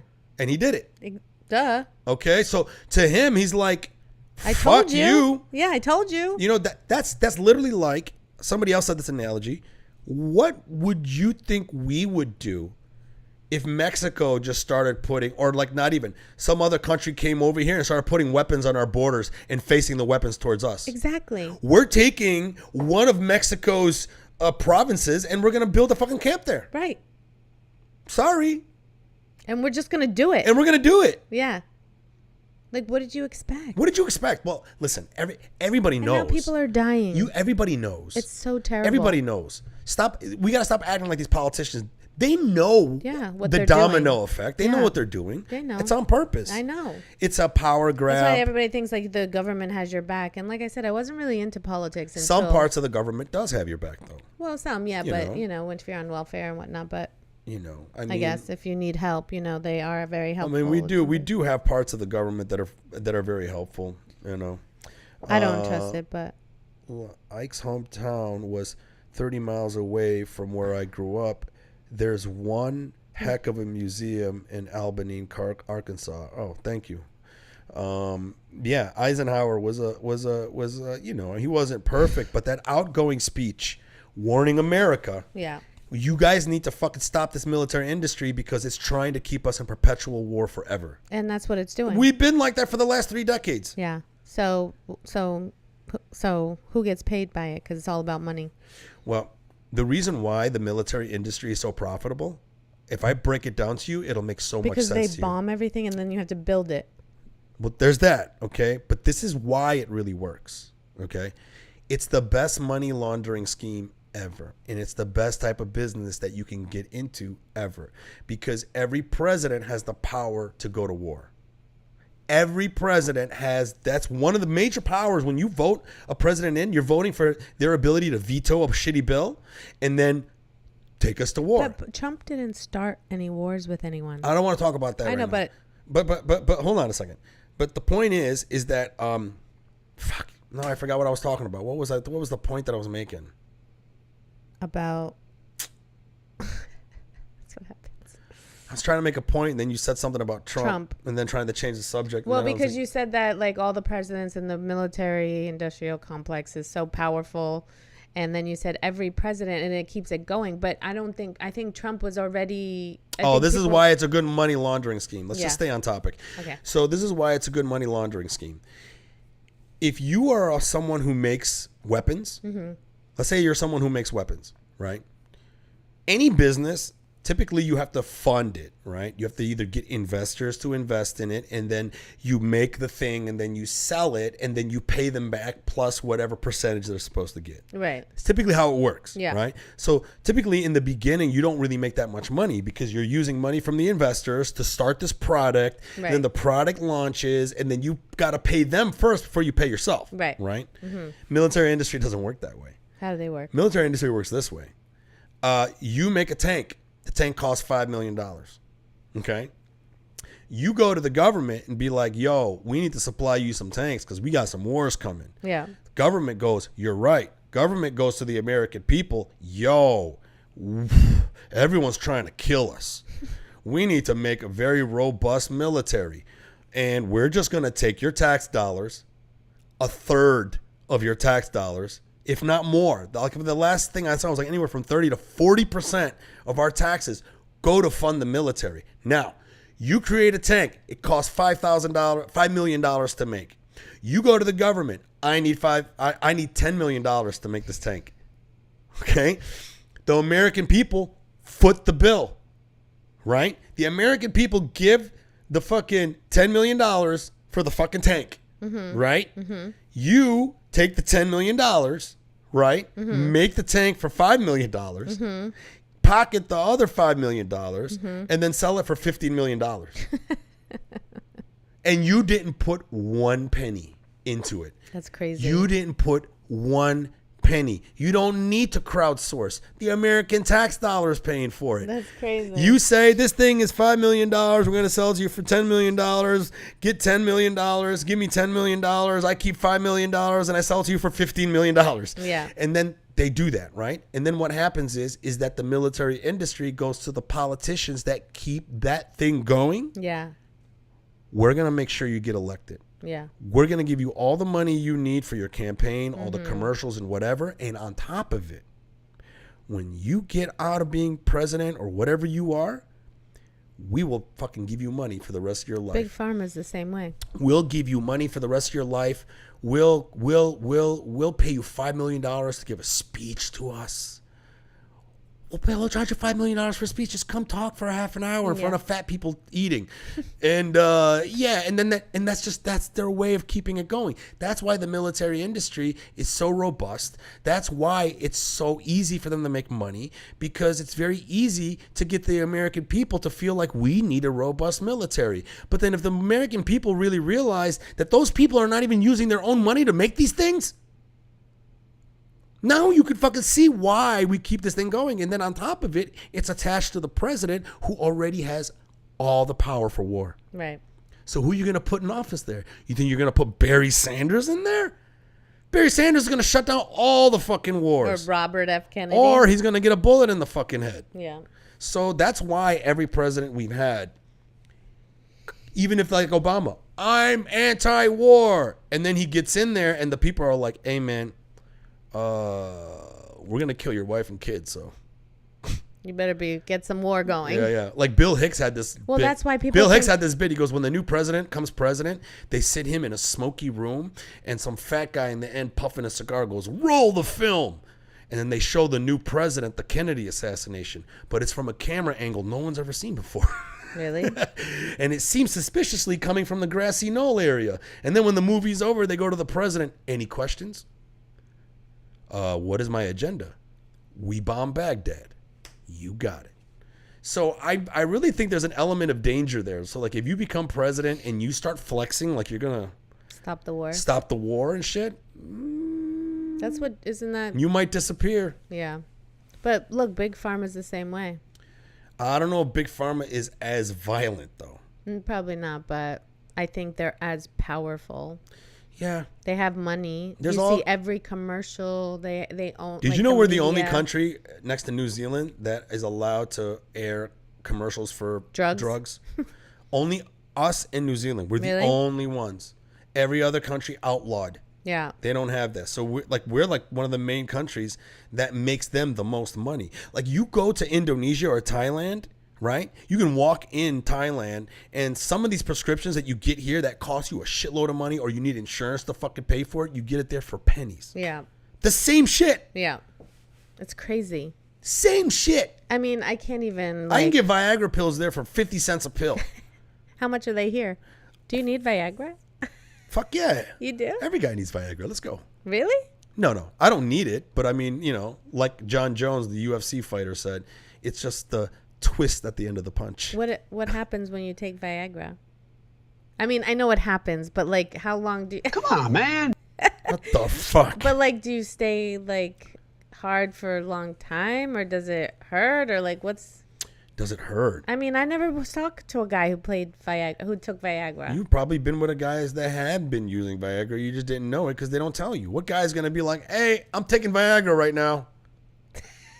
You don't tell the girls that you took Viagra? Why? Does it have to come with a warning? What if...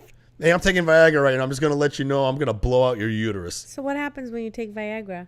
You just stay hard for how long? 6 hours? So, or until you have sex? So Viagra, what Viagra does is that it inhibits this molecule in our body. So when men are done having sex, they get soft right away, right? They get soft that way because some type of hormone is elevated to make the blood pressure go down over there, right? Okay. But some guys, especially as they get older, that hormone is more prevalent. So it's literally trying to signal to men, hey man, no more sex. You're done. You're old. It's time to die. Oh. We got to let the young guys procreate. Oh. Right? That's kind of like a natural thing. Mm-hmm. That's why, like, as men age, they typically can't have sex as many times in a day. Right? When you're young, it's just like you're hard, you come, boom, you're ready in a fucking second. You're ready in a second. And as men get older, that recovery time takes longer. Right. Right? Because that hormone is elevated for a longer time. Right. Okay? All Viagra does is latch on to the molecules of those hormones and render them obsolete. So can you So all it's doing is allowing the blood pressure to still go back to the penis. That's all it does. So it's not something that like makes the dick hard. So the Viagra is not making the dick hard. Your body can already get hard. It's just that if that hormone of keeping you soft is still prevalent and you take Viagra, it blocks it from going blocks soft. It. Right. It blocks that hormone, which allows the blood pressure to come back. But you could still like have an orgasm. You still. Oh, absolutely. Oh yeah. Okay. Yeah. No.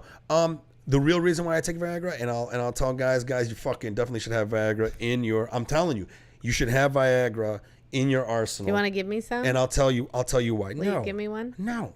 I won't take it. I'll drug somebody. I'm just kidding. I'm not gonna.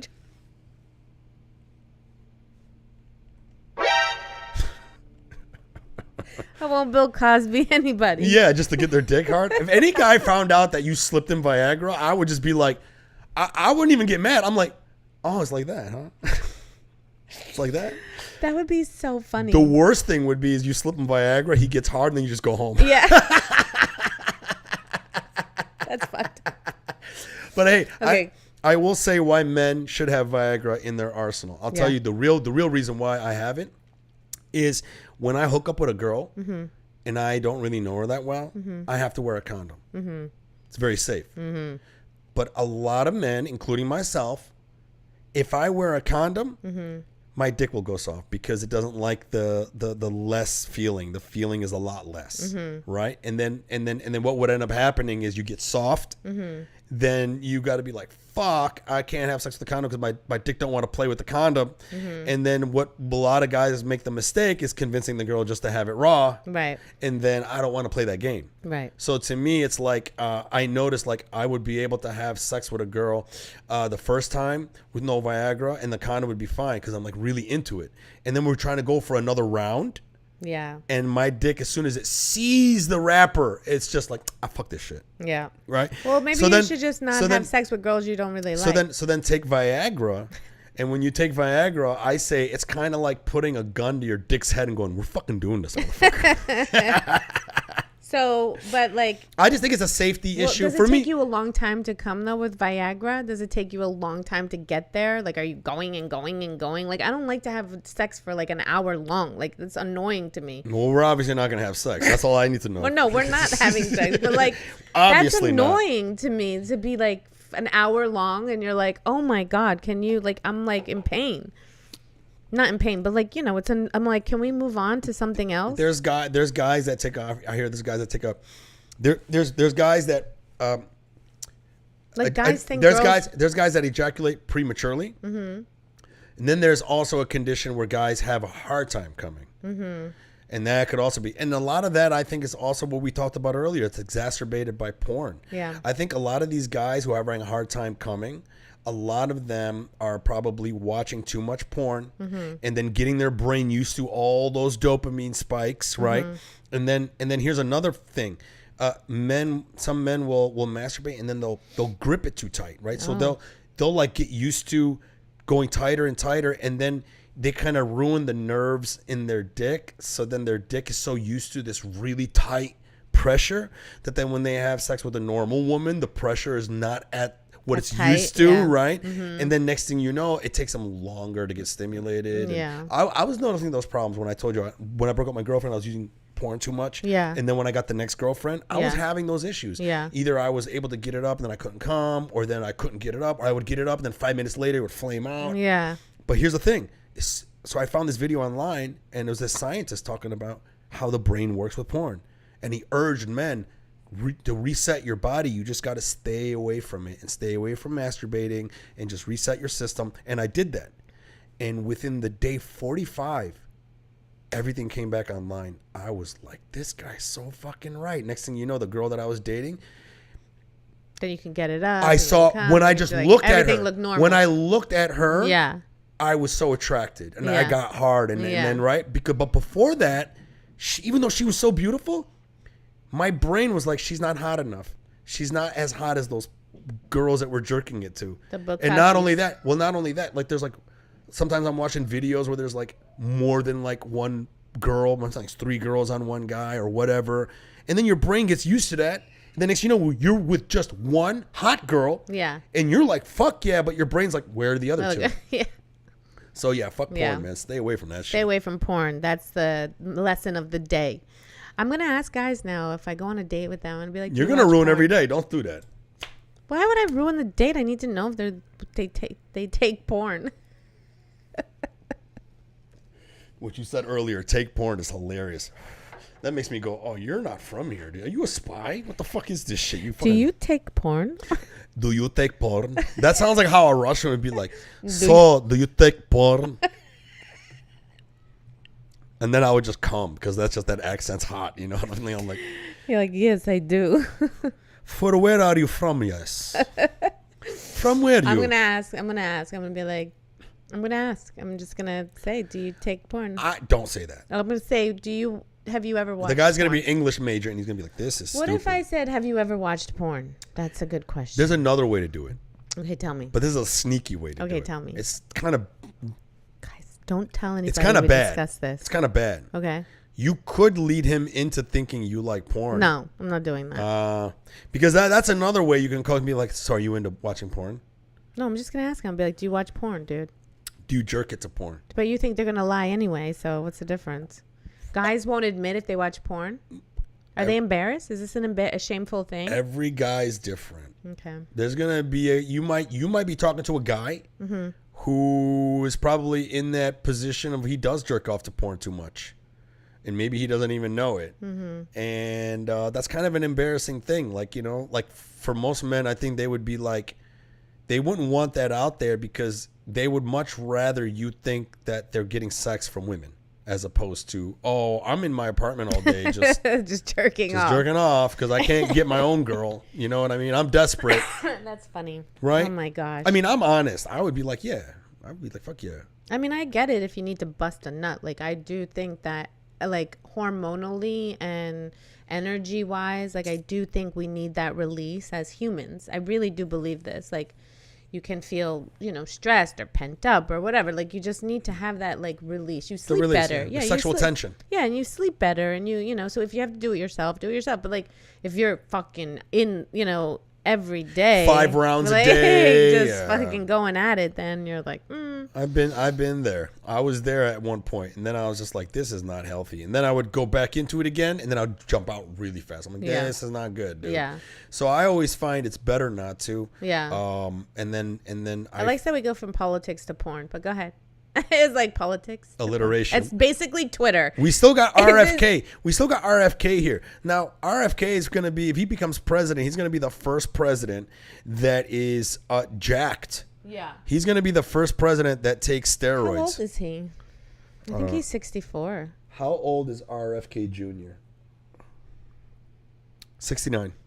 69 on the behind with fine wine in first time. Do we have any callers?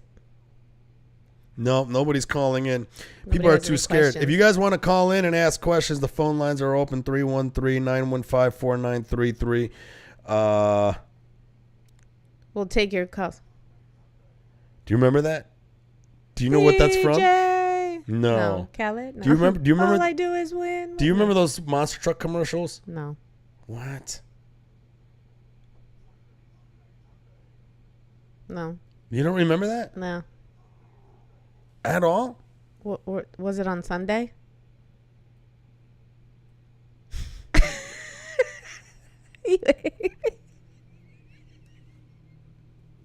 I think there's something wrong with you, bro. Do you take porn? I play that 3 times. Like, it's not Sunday. I said, was it on Sunday? Was it on Sunday? Was Is it on Is Sunday? it on Sunday? Do Are we they going to play church? this? Do they play this on Sunday? No, back in the People day. say that to me all the time, though. There's something wrong with you. There's apparently no one can hear the sound effects that I'm playing right now because, again, I got to get a new computer. But They can't hear it. no, they can't hear the sound effects. Is RFK still up there? He's still up there, yeah, Oh with his my God. nipples out. So I'll take it down. Take him off. Take them off. Trick them off. But I found this vid, and a lot of guys of my and that remember growing up to this. These monster truck commercials would come up, be like, these monster trucks are going to be in a stadium near you, and it's just like you've seen these monster trucks that like jump and like smash other cars and stuff. So people go to see those. It's like a show, right? And then it would always be on a Sunday. So they'd be like, Pontiac Silverdome Sunday. That's what I said. Right? Is it Yeah, I on- know, but that's where it's from. So then I wanted to pull the audio for a sound effect in here because I was doing a show on Sunday, and I'm like, let me cool my hit Sunday, right? But then I found out what they really said after that. So I cut it out, but I only put it to, oh, now you can't hear it? It's not playing it now. Who can't hear it? Oh. Hold on. Come on, man. Hold on. Come on, man. Oh, is it not? Is there a taco truck around here? Why, are you hungry? I'm starving. Yeah? I'm trying to figure out where the Sunday. How come it's not here? Hold on. Oh, shit. This computer's fucking getting just doing things I don't want it to do right now. Doing things? Oh, you heard it? Okay, hold on. They said they heard it. I'm freezing. Ooh. Oh, yeah, I turned the AC on. Is that what the hell's going on in Yeah. here? Ice smoke. 'Cause it was I have a sweatshirt. Can you grab my sweatshirt right there? On that chair? All I do is win. Yeah, my sunglasses and my sweatshirt. I'm just going to be incognito. Put your fake Gucci sunglasses on. They're fake. Actually, it's Chanel. They're not fake, but Chanel, whatever. I don't know get your that labels shit. right. They're all scratched up. I won't be able to see anything. Hold on, I gotta try to figure put on out the why sweatshirt. I got this thing. There you go. Get that out of there. And You have no snacks. You have No. no tequila. Come you have on, man. but the other one's not playing now. Oh, that's a video. That's right. Fuck, it got cold. Are you guys hearing that? Come on, man. They hear that, but they're not hearing the Sunday. Did you hear that Be part? here or be queer. It goes Sunday. Be here or be queer. But here's the thing, man. I remember that from back in the day. But then when I played the thing all the way through, I'm like, what the fuck did he just say? You can't say that. That's now. how times Even change. though in the Pride Parade they said we're here, we're queer, and we're coming for your kids or something. Did you see that in the Pride Parade? They were like, we're here, we're queer, and we're coming for your children. That's funny. But I wonder if they're just doing a lot. that just to antagonize. Oh no, people. they're doing a lot of trolling. Like there's a video now where they have a song, Why? Just be, and the song is like a parody video where one guy's like, "You don't like us," it rhymes and whatever, and then it gets to the part of the joke. It goes, "And you guys think that we're coming after your kids," and then he pauses. You're right. And then he starts singing about it, and then the whole bunch of gay people come in talking about how they're gonna brainwash your kids and turn them Why? all queer.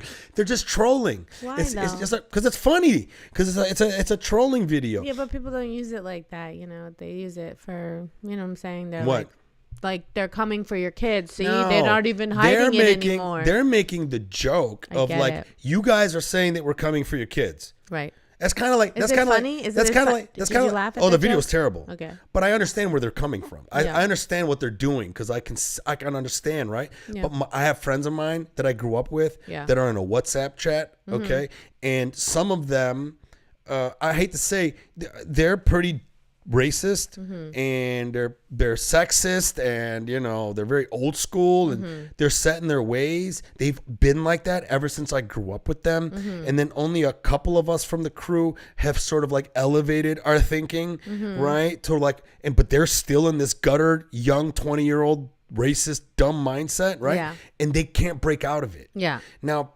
most people would probably ask me, why are you still friends with these guys? If I met these guys today, I'd be like, get the fuck out of my life. Right. But I had a whole life with these guys. You know, Yeah. they're kind of like family. It's kind of like if you had a racist uncle, you're just like, he's still my uncle. Right. Right. So I'm in a WhatsApp chat with these guys, and they post that video. And the guy who posted is like, can you believe it? They're fucking making videos saying they're coming after our kids. And when I watched the video's terrible. It's a dumb fucking video. It even has that Matt Walsh guy going, look, he even says they're coming after your kids. And I'm like, he can't even fucking see that they're being trolled. And then me and my other friends are like trying That's what to. I'm saying. It's like, what's the point of all that? Okay, Just- stop it. You're a comedian. You're not allowed to but be I don't fucking get- saying that. I That's know, not I the know. point. That's like me. During 9/11, people were always calling No, Arabs no. terrorists, and then me making a video going, you think that we're coming here to take your country? We are. No. What's the point of them like taking that apart and then just being like, see? Like, what's the point of them, like, people just like taking those videos and like, if it is a parody or a troll, they're trolling or It's a whatever you troll. want to It's call it. totally a troll. But like, so then why is like Matt Walsh like taking those and be like, see, or like Fox News is Let me like, tell you why. It's like, Let me tell you why. Because these people have to stay relevant, and now in this new digital realm where you have to constantly bring out Likes content, and- right, and content and something to talk about. Yeah. I hear a lot of these guys, whether they're liberal. I listen to all podcasts that are liberal, moderate, conservative. I listen to Ben Shapiro. I'll listen to I do too. I listen to everybody. Jimmy Dore. I'll listen to Kyle Kalinske, who's very liberal. I'll listen to I don't know who that is. I try to hit it all, right? So that I kind of understand what's going on. Every so often, even the liberal guys that I listen to that I jive with more, right? They'll come up with a video to rail against. And then the person will say one line and then they stop it. And then they go, did you see what they fucking talked about? Blah, blah, blah. And then I'm just like, no, dude, I saw the whole video. The person says that. And then after that, they go, they were using it in the context of someone else saying it or whatever. Yeah. And because these people need something to talk about. Yeah. They need to fill up It's time. like clickbait. It's to fill up time. You would watch a video like that and then you would look at it and you'd be like, even if you understood it, you just Yeah. know how your audience will look at it. So then you Yeah. perpetuate that. Right. So to me, it's like Matt Walsh every so often will say things that are very logical. I will listen to him, some of his stuff, and I'm like, wow, he's made some very good arguments for the way he looks at stuff and whatever. And then I saw this video and I'm like, he ran out of shit to talk about. So Yeah. now he's just going to troll this video, which is a terribly made video, which was meant to be funny and trolling. And he's taking it seriously. Yeah. And then all my friends in the WhatsApp chat are like, oh, Yeah.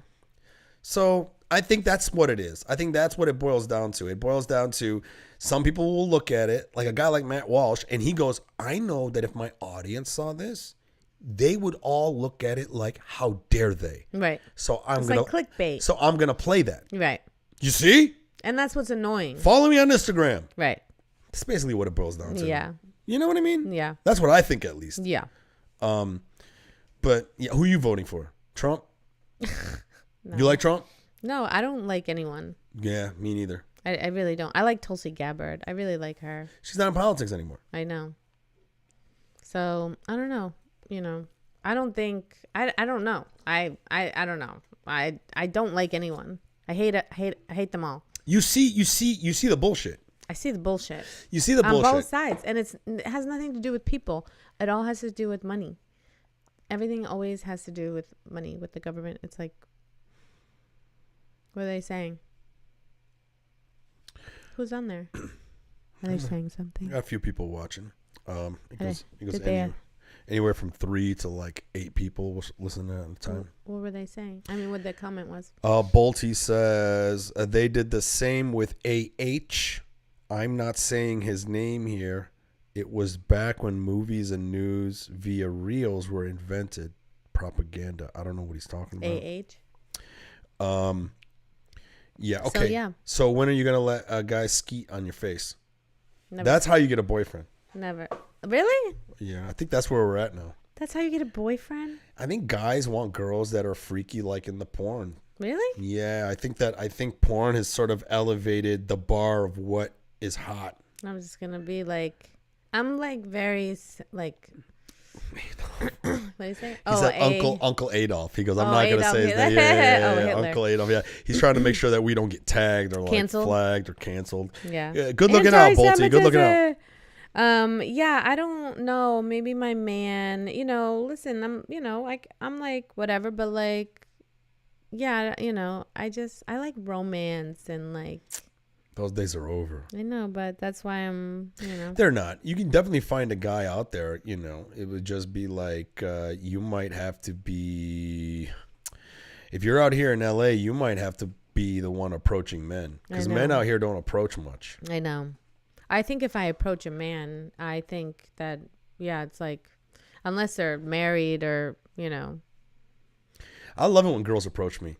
I think that's a good look. Oh, I love it. And girls are very good at doing it. Like one time this girl tried to like, she walked up to me and she tried to neg me, right? She just said something. She's just like, really? You're going to wear that shirt? And I grabbed her hand and I go, you like me. That's good. You like me. I'm like, you like me.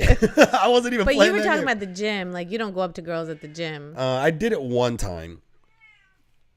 You did? I did it one time. And what happened? What was your like pickup line? Were you like, oh, are you done with this machine? It wasn't even that way. I saw her first as a cashier at CVS. And then when I saw her, I'm like, hey, you work out at my gym. And then I asked her what her name was. And, we started talking or whatever. And then after that, I saw her again at the gym. Mm-hmm. And then I hit on her. And be like, hey, I really think you're cute. I'd like to take you out. She's like, no, I'm okay. Oh. Yeah. She just said, no, I'm okay. No, it's okay. I don't want that. Yeah. She's very honest. And then you were just like, oh, okay, cool. And I think that's why guys don't ask girls. Cause they're just that moment. No, I'm okay with rejection. Yeah. Well, you're a comedian. Not only, there's that, but then it's also, I trained myself.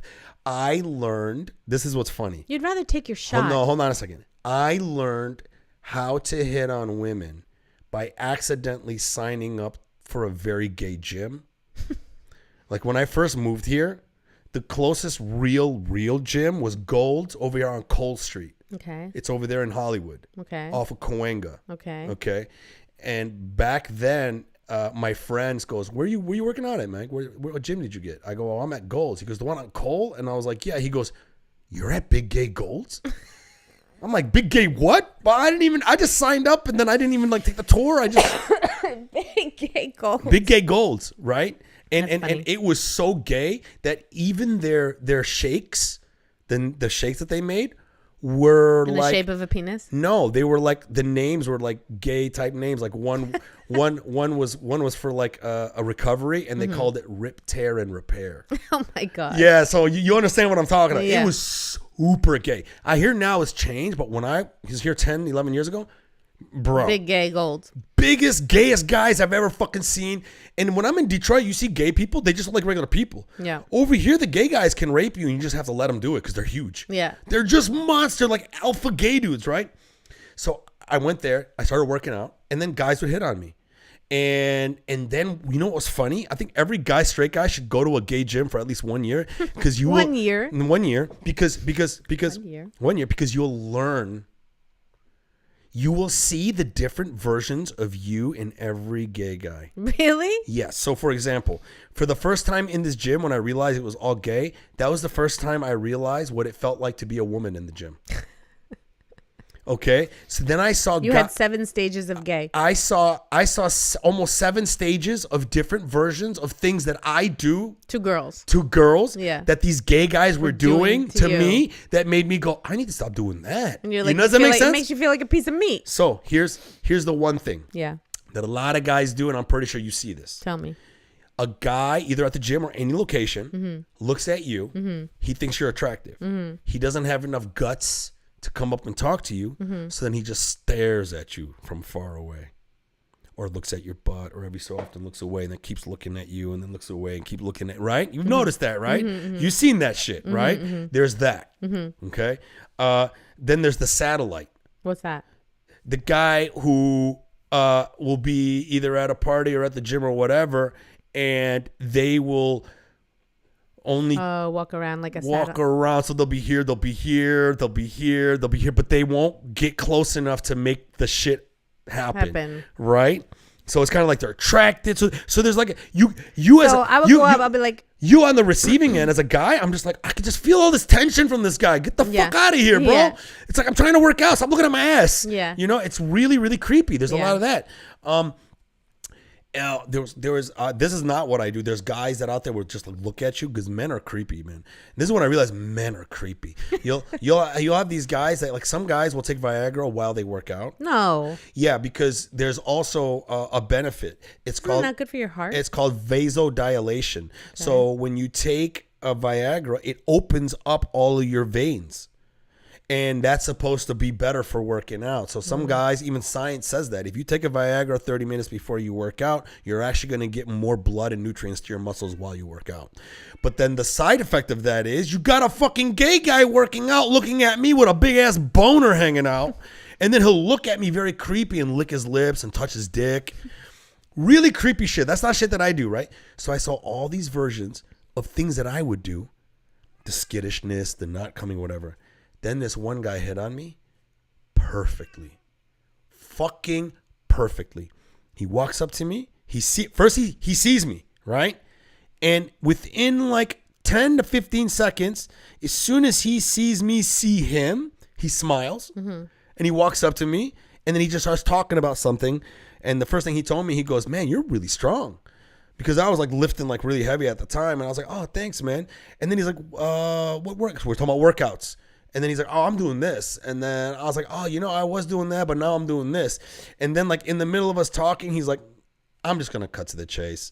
He goes, I think you're really attractive. I'd love to take you out sometime. And then I told him, I was like, hey, man, I appreciate that, but I'm not gay. He's like, why are you at big gay gold? Hold on. And there were other guys that were straight there, but not as much as the gay guys. And this guy very charismatically just goes, just my luck. Aww, and then so cute. but he had very good confidence. Yeah. And then he's like, hey, sorry, I hope I didn't make it weird. Yeah. And then I was like, no, not at all. He goes, my name is whatever. And then we shook hands. Yeah. And he's like, hey man, you ever see me around again? Say what's up. And you fucked him later. Fuck off. But you know what I learned from that? I learned that when you see a girl that you like and you want to talk to her and she makes eye contact with you, you have to go ahead and have a conversation with her right away. Yeah.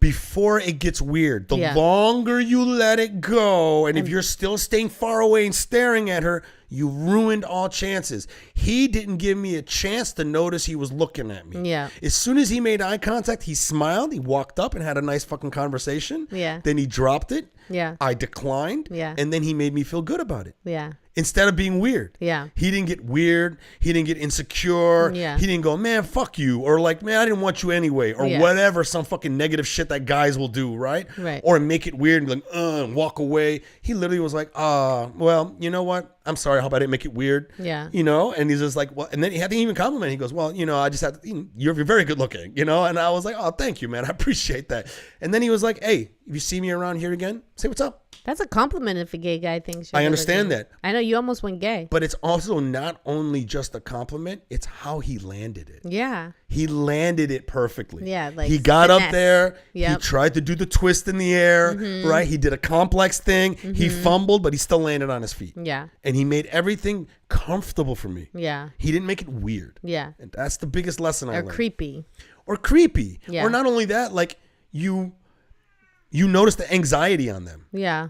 And that makes it weird. Yeah. Or the disappointment when you shoot them down. Nervous. People are so nervous, Sure. And, and that's why. I'm going to start going up to guys. I'm going to practice tomorrow. Negging is the thing. What's that? Negging is like, Is that like edging? no, it's nothing like edging. Yeah, sure. Walk up to a guy, start edging him at the gym. Let's see Be how that like, fucking works. Hey, you want to try edging? And then he's like, I'm hard, which is great because I'm taking Viagra for the workout. You want to go in the parking lot? Neg them. You know what a neg is? No. What I said, what that girl did to me. She said something negative as a tease. Oh, like nice shirt. And I said, really? You're going to wear that shirt in here? Like And then I was just like, oh, you like me. I did say something to one guy. I think it was the Persian surgeon. I think we talked about The it. Persian surgeon? That's fucking funny. The Persian surgeon is hilarious. I did go up to him because he had something on his arm. He had like a brace or something. Okay. And I was like, what happened to your arm? There's that. That's not a neg. What is it? Oh, that's not a negative. That was thing, you no. just striking up a conversation and being like, what happened to your arm? Just trying Yeah. to open up and whatever. Well, I was curious. Did he 'cause- take the bait? Yeah, he was, and he was like, "Oh, well, I'm a surgeon," and then it was like. But then did he understand? The assignment, yes. Did he understand that you were hitting on him? I wasn't sure if I was hitting on him or not, but I was in his jacuzzi like later that week, so. So yeah, he understood. It worked. Yeah. Shut the fuck up. You're hilarious. Well, yeah, start doing that. I think guys who are smart enough will know. Like if a girl hits on me, even strikes a conversation with me, and I find her attractive, Yeah. it's game over. She Yeah. doesn't have to worry about a guy who's not getting the hint. I got the hint. Yeah. The only comic I ever hooked up with, we were at a fucking party, Yeah. and I've never spoken with her. I've always thought she was attractive. Anytime I'd see her around, I was like, oh man, I would love to hit that, right? But I would never make the move because I don't like the shit where I eat. She was feeling the same vibes. We've never talked because I've never seen her around. But then when I did, we never actually talked. And she was kind of like had a couple of drinks. Then she walked up next to me. I was sitting up against a wall. She walked up next to me and she looked at me and she goes, I just think I just have to tell you that I find you so attractive. And I said, Let's fuck. no, I said, we should do something about that. And then? And then she's like, what do you have in mind? And I grabbed her hand and I walked her out of the party. But I'm old And enough. you had sex? Yes. I'm old enough and experienced. Only once? No, more than once. You liked it? It was phenomenal. But you didn't want to shit where you eat. But could you have a relationship with her? No. We hooked up maybe. Because you're comedians? 6-7 times. And then, she wanted something casual like I wanted. And then I was like, cool, let's do that. And then I guess after like a few times, she started pushing for let's go on a date. I would like to do something with you before we have sex. Like she's trying to like push it into a relationship mode. And After you already had sex? after we already had sex a few times, she started upping the ante. So at first she's like, I just got out of a relationship. I don't want any relationships. I just want someone to fuck. I'm like, this is great. And then after 4 times hooking up, I guess, she kind of liked me. And then she was like, I don't know if I just want to fuck. I would like to do something before we fuck. I'm like, okay, let's go to the park or some shit. I don't know what the fuck. I'm like, I'll play this game. Oh, yeah. Then she was like, let's go grab some food. And I was like, oh, no. And then like when we started like eating, I had to tell her, I'm like, yeah, this is starting to get into relationship land. And I don't know if we should be playing this game because it's getting a little already. Did she ever sleep over? No. No. And then Wait, hold on. Let me finish this shit. Okay. Fuck, now I'm already No, going to keep fucking forget what I'm going. talking about. You were going to the relationship because you want to go out to eat before. And then she made an ultimatum. And she's like, if we don't hang out first or whatever, and then I don't think I want to have sex with you anymore. And then I was like, okay, if that's the case, then we should just break it off then. And she broke it off. So she was like, she literally said, this is hard for me. She wanted a relationship. She liked me. Yeah. She said that. Most girls want a relationship said she after liked you me. have sex after 6 times. Well, listen. I'm a great guy. I'm a good catch. So wait, what was I going to say? And then like she sees that I have a cat. It shows that I can take care of something. So how come you never let her sleep over? She never wanted to. Well, do you have a problem with girls sleeping over? It depends on the girl. Like if there's a girl that I like. Yeah. Like early on back in the day, like a few years ago, I would have no problem. Having a girl sleep Having over. a girl sleep over. But now I'm experienced enough to know that some girls, I don't necessarily want it to go anywhere more than just the sex. And that girl's got to go. And she doesn't sleep over. And she won't sleep over. So who sleeps over? Recently, not that many. Thankfully, I like it because I like sleeping alone. Yeah. But sometimes I'll hook up with a girl and the vibe is so fucking cool, and it's like, yeah, you can stay here. I like this girl. Yeah. You know what I mean? Like I want to wake up with you and see you in the morning. I don't necessarily want to wake up with you, but we're gonna wake up with you, and that's fine. And then it's like, and maybe you can have sex in the morning. We can get another round in. You know what I'm saying? Because usually when I wake up in the morning, he's at attention. Yeah. Especially if there's a girl in the bed. I think that's common for men, right? In the Yeah, in the morning. Yeah. So there's that. Mm-hmm. But yeah, no. I mean, do you get like guys sleep at your place? Shut me. The cat wants to go outside. Do I let guys sleep at my place? No. You don't let guys sleep at your place at all? Because your mom is there. Well, my mom is there. Number one, that would be weird. But I mean, sometimes, I guess I don't know. I like to sleep alone too, but it depends. You're right. It depends on the guy. It depends on. I would rather sleep at I don't know. It just depends. It depends. I like to Are you cool with just keeping things casual with the guy? No. Not at all. No. If you're gonna go that route where you're gonna have sex, there's gotta be something more to what's gonna happen. Yeah. Damn. You're gonna get a lot of guys lying to you about wanting a relationship. I know. That's what happened with the Persian surgeon. I was like, I'm not like this. I'm like, I don't want to be a part of your harem that you have going on here. And I caught him. No, I didn't catch him because he was like, I don't want a relationship. And I'm like, well, okay, fine. I was like, but do you have to have sex with like other girls? And what did he say? And he was like, because I was like, you can have a relate. Like I don't need labels, right? Yeah. He was just like newly divorced too, so like maybe a year or two. And I was like, we don't have to have I don't care. I just don't want your dick and other people while it's inside of. Sure. That to me that's a very good concern. I just didn't, whatever. So some girls don't care. Some girls want the girls there. Some girls, whatever. But that's not me. So, but he wasn't honest about it. Like, oh no, like I'll just, I'm gonna have other girls too, and I'm gonna sleep with them. Like he wasn't. He said that. No. He lied. Yeah. Oh, he lied to you. Yeah. And then you caught him sleeping with other girls? Yeah, one time I was sleeping over and I had like a panic attack or something in the middle of the night and his phone was on and then I was like looking over at his phone and I see like these texts from and I was like, ugh. And I was like, I don't want to go through his phone because if, I just don't do if I have to go through your phone, it's over. Like, I don't even want to be a part of your life. I'm the same way. If a girl you know how I say it? If I'm with a girl, and she is turning me into an inspector, like a detective, you're turning me into a detective, purpose. Not even on purpose. Some do it on purpose. Well, some do it on purpose. Listen, whatever it is, if you destroy this trust and maybe keep things vague, and I'm finding that you're keeping things away from me, and you're forcing me to become a detective, it's over. I'm fucking done. I do not. Here's another thing. Typically, here's another thing. If I feel like I want to cheat on you, done. It's done. Over. Like once I know that you got me thinking like that, it's done. Yeah. Yeah. I don't blame you. That's why I got divorced. I was like, I'm a single married person. This is like the worst. Like I never saw my husband. He didn't have my back. Like in a few circumstances, which was like, I got kicked out of acting class and. Who gets fucking kicked out of acting class? But Joann Socrates.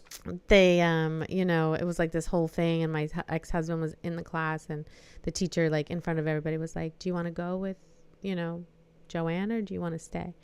And he was like, "Oh, I'll stay." I was like, "We came together, motherfucker. Like, we got to go home together." So he stayed in this, whatever. It's no big deal. But at this point, I didn't think it was a big deal at the time. But then afterwards, I was like, maybe I felt that's fucked up. Like your husband who, you're like a team, and like I get kicked out and they're like, do you want to stay or are you going to go with her? And he's like, I'll stay. He was in acting class with you? What a piece of shit. And I was like, okay. That's a red flag right there. Yeah, well, that was the beginning of the end, really. But, and like other things. But he was a nice guy. It's just we were so, young and whatever. But yeah, it was. I don't even know where I was going with that. Here's the thing: when you get guys like that Persian surgeon guy, he Oh yeah, so he was very good looking, right? yeah, I thought so. Very good looking, right? And he's successful. He's got pussy coming from every angle. Well, and he like cheated on his wife. You know. How did you know he cheated on his wife? He told me Oh wow. Well, he's already telling you. he's a cheater. So I think he's one of those guys that strategically letting you know the red flags to keep you away from relationship because he wants to only have sex. But he acted like we were in like dinners, like cooking at his house. So what? Like, but that's what I'm saying. That's like, nice. That's very nice. Even that's if what he I mean. doesn't, he's doing those things. But at the same time, I understand when I'm only trying to hook up with a girl, I don't do nice things like that because it confuses. Right. It confuses emotions and all kinds of Right. fucking shit. Yeah. Well, then you see yourself with them, But then living at the same a time, life with them. at the same time, that's probably his thing. Yeah. His thing is like, I like entertaining. Oh, I yeah. want to take care of a woman. I yes. don't want a relationship with you, but I want to give you dinner. I want to take good care Yeah. of you. That makes him feel good, you yeah. know? And that's like he wanted Makes me. him feel like a man. Yeah, like I could just be the Thursday girl if that was what, and I'm like, I'm not just the Thursday girl. I'm not going to lie. My favorite is when I get a Thursday girl, man. Oh, man. When I get a girl, like this girl that I'm seeing right now, she literally only wants sex. Like How old is she? 30. And when she comes here, we hang out for a second. She gets right to work. She's so happy to have sex with me. And then after we're done, She leaves? we hang out for a second. She's like, all right, I'll see you. And she bounces. Yeah. There's plenty of girls like that. And I'm like, thank you for not playing that game. You know? And I know she's probably seeing other people. I'm not even trying to play that game. You don't care. Well, it's just, that's why I wear a condom. I try to keep everything fucking safe.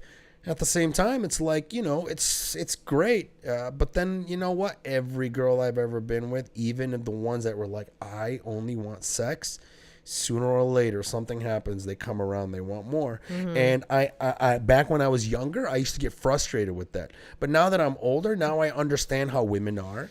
And I understand how women operate, and I'm more sensitive and understanding about that. Yeah. So that when a woman gets to that level, that's when I have to make the move and be like, all right, we need to stop because, I don't want to confuse you. I don't want you to. And it's, a lot of women will do this. They will like you. Yeah. They want a relationship with you. And then they still play the game of like, I'm okay with just the sex. I did that. And then they try to start pushing other things. And then I will usually see it happen and I will stay ignorant. I know what's happening, but the sex is good. And she's still agreeing with the contract that we have. And then later on, it gets to a point where she fucking goes, you don't want me. And then I'm like, what the fuck? What's all this? And then when I was younger, I was all frustrated. But now that I'm older, I can see it coming a mile away. Yeah. And typically I would either come in and stop it or I would just be like, hey, That's not what this is. I'm noticing certain things. Yeah. And if you want to keep this going, we got to dial back on that. Yeah. Or when we hook up, you got to like leave or whatever. You can't be like just asking me to have dinner with you and shit or like. See, I like retreat. Like I did that. That's why I won't do it again. Like I just won't. I won't have cat. If that's what you want, I'm like, I'm not your girl. Like as much as, I want to, it's like so hard because I just know myself and it just it causes pain from myself. It hurts you Yeah. emotionally. Yeah. So you can't just be like. I can't be that Thursday girl that comes and just goes and then goes. No. Well, hold on. Okay, so you can't be that Thursday girl to a certain guy. I'm pretty sure there's a guy for you where you're like, this is a Thursday guy. I just need a Thursday guy. I need a guy where I could be like, this guy's cool. He's safe. He's not going to hit me. He's not going to whatever. He's a cool person. And the sex is great. And So why wouldn't I be in a relationship with him then? Because you can still have fun. Can I have fun and be with the guy and so he's not with other girls and we but can. What I'm saying is that not every person you want to be in a relationship with. For me, this is how I look at it. And I don't want them inside of me. Oh, see, yeah. then you're not going to enjoy your youth. Sex. My youth. Yeah, you're not going to be getting any miles in while shit is still looking perky. I don't want to get miles in. That's not You know, I can do that if I want. Well, that window's closing. Rapidly. Rapidly. Old bitch. Once menopause comes, You're fucked. your pussy's gonna hurt to touch it. No one. You're gonna be like a cat. Don't touch my shit. I'll be taking Viagra. For what? To get an engorged clit? Scare the fuck out of me? Who the hell knows? Bro, I hooked up with this bodybuilder. I hooked up with a female bodybuilder one time. Oh. And never again. am I a female bodybuilder? No. Well, you're not taking testosterone. No. But you are a fitness model. You're definitely like you've seen pictures of you competing and shit. You've done all that shit. Yeah, but I never took steroids. Right. Well, it's obvious when I look at the pictures. You're more fitness model than you are bodybuilder. I would say. You're a bodybuilder, but you're not like on that tier of class where the girls' voices are like this because they're taking so much shit. Yeah, no. But I did hook up with a girl like that. I was at a comedy show, and then she was there, and she was hot. I mean, she had a hot face, brown hair, piercing blue eyes. I mean, she was sexy. Her face, she was hot, right? But she was built like Nick Simmons. Mm-hmm. Like, she was fucking jacked, right? But at the same time, I was kind of like, hey, man, you know, why not give it a shot? I've never done this before, and I'm still attracted to her, right? And then I saw her clit, and it was like a little dick because she took so much testosterone that it grew out into like a tiny penis. No. And it was so bad that I couldn't like fuck her missionary anymore, so I had to flip her over. And then when I flipped her over, she had my dad's back. I was just like, this is not working, man. I'm about to lose this erection. I'm about to lose it. So I took a chance at it, and then I think the fucking, you know, I've heard about the clits that turn into penises because they take TRT or they take testosterone or steroids, and it's real. It's real. It's true, bro. And like it was like a 1-inch penis, but it was like, this is not what a clit's supposed to look like. It's not supposed to protrude like a penis. Did you ever take steroids? I have taken. I'm on TRT now. Mm-hmm. I'm on testosterone replacement therapy, but I'm in a very light dose. Mm-hmm. I take very, very little weekly just to keep my levels back when I was young. I'm not trying to get jacked. Yeah. But when I was younger, there was a couple of times where I took a copious amount of steroids and tried to get jacked, and I didn't like it. Well, and I didn't like what it did to my attitude.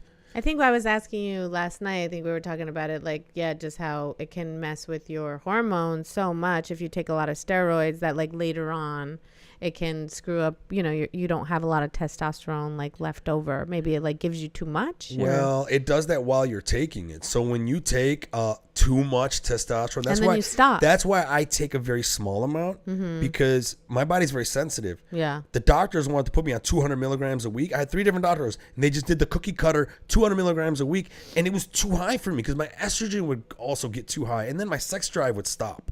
So I don't listen to them no more. Now I'm doing like 60 to 70 milligrams a week. I finally got it a lot lower, and I like that better because it's just enough for me to fill in that gap, and it's not too much that it's shutting down my own testosterone You're edging production. your testosterone. No, but it's not shutting down my own testosterone. Yeah. To where if you stop back when I took a lot of steroids, I was like, I did a cycle and I listened to some meathead and I took way too much weekly. Yeah.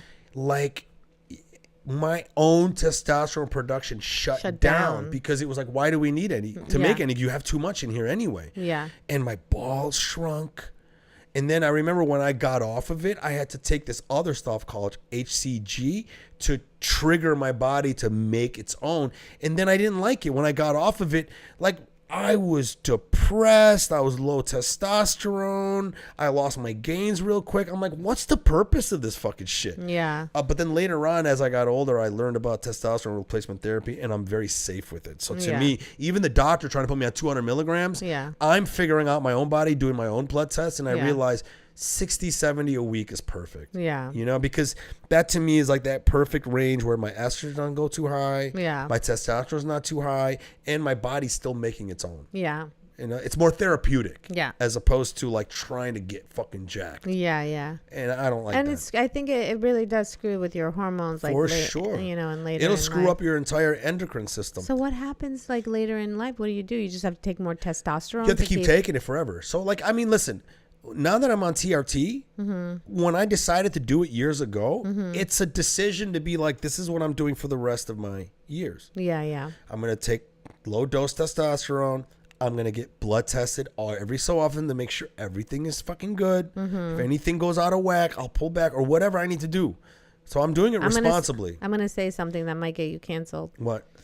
I think that's why. So like when you go on like hormone replacement therapy, right? You are on it basically for life. Yeah. And I think that's why, it's going to sound fucked up, but I think that's why, God bless you. I think that's why like Big Pharma really wins with transitioning children. Nobody's transitioning children At 12 or Nobody's 13. doing that. Nobody? No, those are like fake ass. They are. Yeah, that's No, but you've seen like people, No. kids that are like that transition that are now older, and But they're not giving hormones to young kids. They're They're not. not doing that. And if anybody, look at birth if control. anybody is doing that, it's probably a parent that's doing it behind the doctors. You know, Really? There's probably parents out there that are doing that. I think there were reports of like a parent getting caught giving their kid, because their kid said, "I'm fucking trans," and then it's like, "Oh, I'm gonna give you testosterone." Yeah.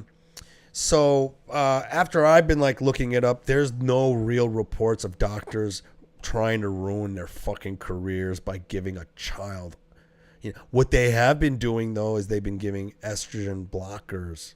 Puberty blockers. They've been like doing that. That's not right either. I don't think that's right. And not right even either. birth control. Birth control is horrible, and It's they give horrible. it to kids for acne, for cramps, Really? for backaches. Kids? Well, girls that get their period at like 14 or 15. I've heard those something are like children. that. I knew younger girls, like even when I was like dating girls when I was like in my 20s, they were on birth control, but they said that they weren't taking the birth control specifically not to get pregnant. It just took away other problems they had, whether they had excruciating periods or whatever it was. That's what it is. That's what a period is. It's excruciating and it sucks. But so Not for everyone. Well, not for everybody. Some girls it's way bad. Some girls it's nothing. Right. But like, so would you rather, I'd never, took birth control until like I had a cyst on my ovary, and then my doctor was like, you got to go on birth control to shrink it. And then it shrunk, and I was like, okay, now I'm going to, and they're like, no, Sure. you have to stay on it But forever. you heard remember what I told you But I yesterday stopped. I told you about yesterday what that study found out about birth control? What?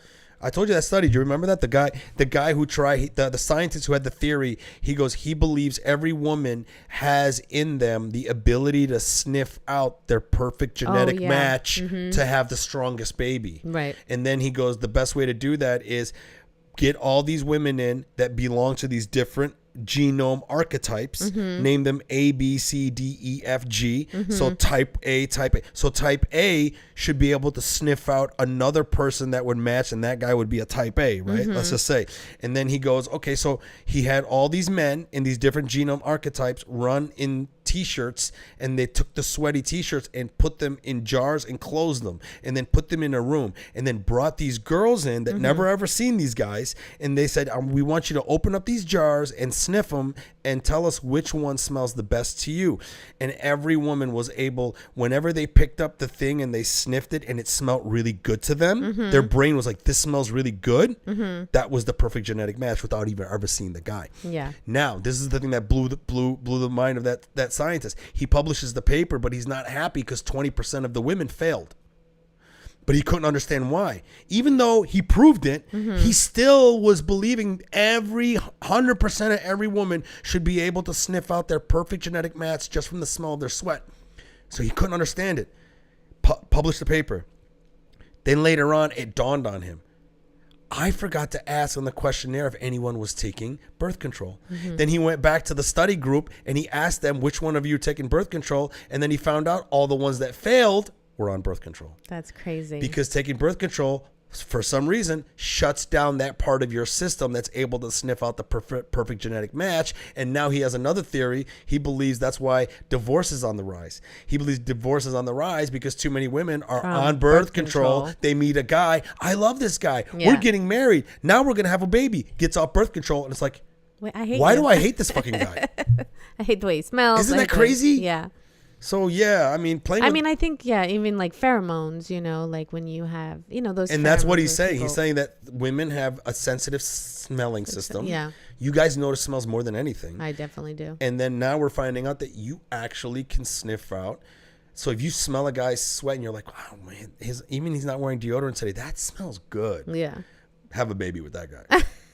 You know what I mean? That's your system telling you that's the guy. Yeah. And it's funny that you guys have that part of your system to sniff out the perfect genetic match. So a guy that doesn't match your thing, you would be like, oh God, he smells like shit when he sweats. I'll be in the gym. They'll be like, what are you doing? I'll be like, just trying to see if you're my genetic match. You're like, why are you sniffing me? Yeah, I'm just trying to sniff out see if you're gonna. I'm gonna catch that dick. Genetic match.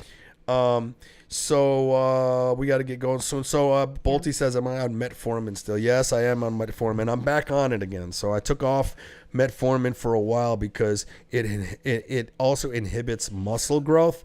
And now that I've already put on that muscle and I'm going to try to get ripped, I'm back on metformin. What's metformin? Metformin is a testosterone? No, it's a pill for diabetics. Oh. I'm not diabetic, but they found out. It's like Ozempic? No. They found out not too long ago that for some reason, people who take metformin, are you listening? Mm-hmm. Diabetics who take metformin live 20% longer than other diabetics that take other drugs. Why? So then they investigated it, and then they found out that the other effect of metformin is it slows down aging. Oh. It slows down cell death. Really? So if you take metformin, you're able to slow down the aging process. How do I get it? You just got to see if your doctor will give it to you. I don't have a doctor. Then you're fucked. You're going to wake up tomorrow. You're going to be like, where the fuck is my Viagra? Yeah. That's hilarious. And then you're growing a dick for a clip.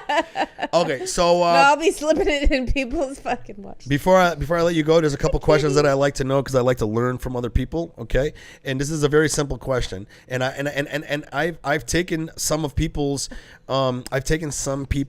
morning routines with me because they taught me some things that I need to do. Like Monterey Martinez wakes up in the morning and plays cheery music and music that she can dance to so that she can elevate her mood. And now I start doing that, and it's fucking great. Yeah. Right. What's your morning routine? Do you have one? Yeah. What is it?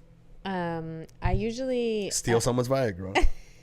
I usually I write in a journal. Okay. It's kind of right away when you first wake up. Yeah. When you first wake up, you make your bed, or yeah. I mean, I try to do it when I first wake up, or else I'll get like too distracted with everything else. So like when I first wake up, I will like pee or whatever, and then go and I would write in my journal, which is basically like just grateful, right? Like thank you. A gratitude journal. Gratitude. That's very smart. But also like, how can I be of service today? How can I be, how can I be of service today? Yeah. Okay. To others, or like be, help me to be kind and compassionate. That's and very like whatever. nice. That's nice. To set the day, you set your like. To also reaffirm those positive traits to your brain so that it's rewired into your system. Yeah. Because the more you do that, the more it becomes you, right? Right. And I've noticed like sometimes when I skip the journaling in the morning, like my day is just like, I don't know, I'm like irritated or like more, like shit goes, where I'm not like more present or like calm, If you don't journal. Yeah. And it's not even like you don't have to write a paragraph or anything. I started with like the 5-minute journal. I did 5-minute journals. Yeah. I used to do that every morning. I got to do it again. It's like 3 gratitude, 3 whatever. It'll ask you in the morning. It's like, well, name 3 things that you're grateful for. Right. Name 3 things, something. It's like these really good questions that you want to do today, or your goals. Yeah. What are your 3 things that you want to goals, and then a daily affirmation. Yeah. And then at the end of the night, you have to write what great amazing things happened today. Yeah. And what could you have done differently? What could you have done differently today? And then doing that every day was very good because I like that because there were days where I had very shitty fucking, like the day before was a shitty day, and then it was going to carry on over to another shitty day. And I remember sitting in front of that thing and I couldn't think of anything that was good. My life was really sucking. Yeah. And then I thought about it and thought about it and thought about it, and I was like, I have a mom who loves me. Right? And then I started thinking about other things that were just so normal, and I was just like, I have a roof over my head. Yeah. And then it's funny. It's like you force yourself to count your blessings. Well, exactly. to count your, because there's so many, but we always tend to look at the lack of what we don't have. Or we too busy thinking that the things that we should be grateful for are the things that we haven't achieved yet. Right. Right? Yeah. It's almost like we have our eyes set on something, and then we would be grateful if that happened, where we need to be like, wait a minute, dude, you live in a house. Yeah. let's give it that. You have your health. Yeah. You woke up today. Yeah. How's that for grateful? Yeah. You know, and just those simple things. Yeah, they change your mindset, and and then you look at the world differently. And then also, like, when you have a positive mindset, then positive things happen to you. Okay, so you journal. I journal. And then you do that right when you wake up. Yeah, I try to. I try to stay off my fucking phone. Yeah, I've been doing that recently. I keep off my phone. They say it's bad when you wake up and look at your in phone. Alpha, beta, whatever, your brain waves, and as soon as you get on your phone, I go to sleep with my phone on airplane mode. Yeah. So no one wakes me up when I'm sleeping. Yeah. I don't care what emergency's happening. Silencio, Bruno. I'm fucking sleeping, right? And then what I'll do is now I wake up, and I will just turn off the alarm or whatever on my phone, and then I will leave it there on airplane mode. Even if it's in my pocket, it's in airplane mode, and it'll stay in airplane mode for about an hour and a half after I wake up. And it's not until I do my morning routine, not only I get everything set up for the fucking day, then I'll look at the phone. Yeah. And I find that really helps. And then I work out. And then you work out at the gym. I dance at home. I put on music. So you put on music too. You do the same thing to to elevate your mood. Yeah. Right? Or I listen to like spiritual, whatever, Spiritual music, or like, okay.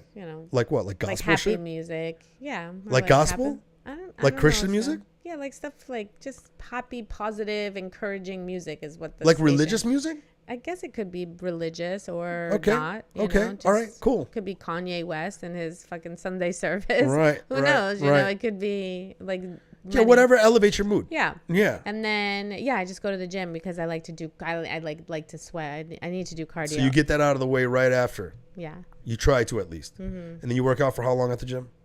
How long are you there for? Depends, like an hour and a half. Hour and a half, yeah. Yeah, same here. And then you come back home? I want to start drinking like lemon water in the morning. I got to start doing that too. But when I go to the gym and do cardio, I'm like drinking water, because you're like working out. Sure.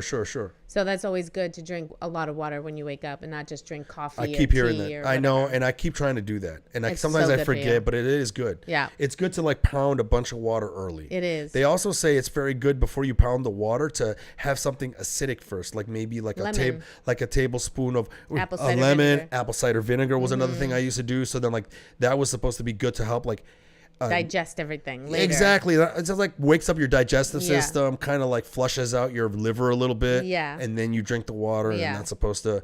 Okay. I would like to add that to my routine. I need to start doing that to my routine too. And then that's pretty much it. And then you're off to work or whatever you're doing. But then so the first thing you wake up, you force yourself to do a journal. Do you do any comedy writing in the morning or no? Not so much. No. Huh? Okay. Sometimes if I think of something because those moments where you think of something so funny and you forget to write it down. You're like, oh, I'll remember that later. And then you fucking forget. Exactly. And it drives you insane. Right. So like there's times where I'm like laying in bed at night and I'm like, oh, that's funny. And I have to like wake up, get my phone and like make a note and whatever. But it usually doesn't happen in the morning. I've been very good at keeping my phone away from me now. Like I find that there's some days that I'm weakest with my Instagram and phone. Like it just keeps drawing me to it. Yeah. And I can't focus. Yeah. You know what I do now? What? I'll wake up in the morning. I'll brush my teeth, like whatever, right? Then I'll go for an outside walk to get some sun, right? I'll have my phone with me. I'll check my phone. That's when I check my phone. I'll check my phone, whatever emails as I'm fucking walking, right? This is on a good day. Some days I miss this. Then as I come back to go to work, I go to my car, I unlock my car, and I leave my phone in my car. Oh. And then I come up here, and now there's no phone to grab. Yeah. And anytime I think I'm going to grab the phone, I got to go down to the fucking garage. Fuck it. Yeah. Then there's times where I just leave it there the whole night. Yeah. And then I find myself writing. Yeah. I find myself sitting down and like opening up the laptop and thinking of ideas, and there's nothing grabbing my attention. Yeah. Phone is like, forget it. It's great and it's fucking terrible. Yeah. Okay. So I used to meditate too in the morning too. I used to listen to this little short meditation thing. Okay, so last question. What do you want on your tombstone? My tombstone? Yes. What do you want it to say on your tombstone? What do you want it to say? And it doesn't have to be real. Maybe you can make it something funny or whatever. You know, it doesn't have to be. You can make it fantastical. You can make it whatever you want. But like, you know. I'll be cremated. Okay, but let's just say. I'm just kidding. Okay. My tombstone. If you had a tombstone out there, people were going to be passing all the time. Sometimes people will have sayings in there or like whatever. What would you want as your final thing on your tombstone?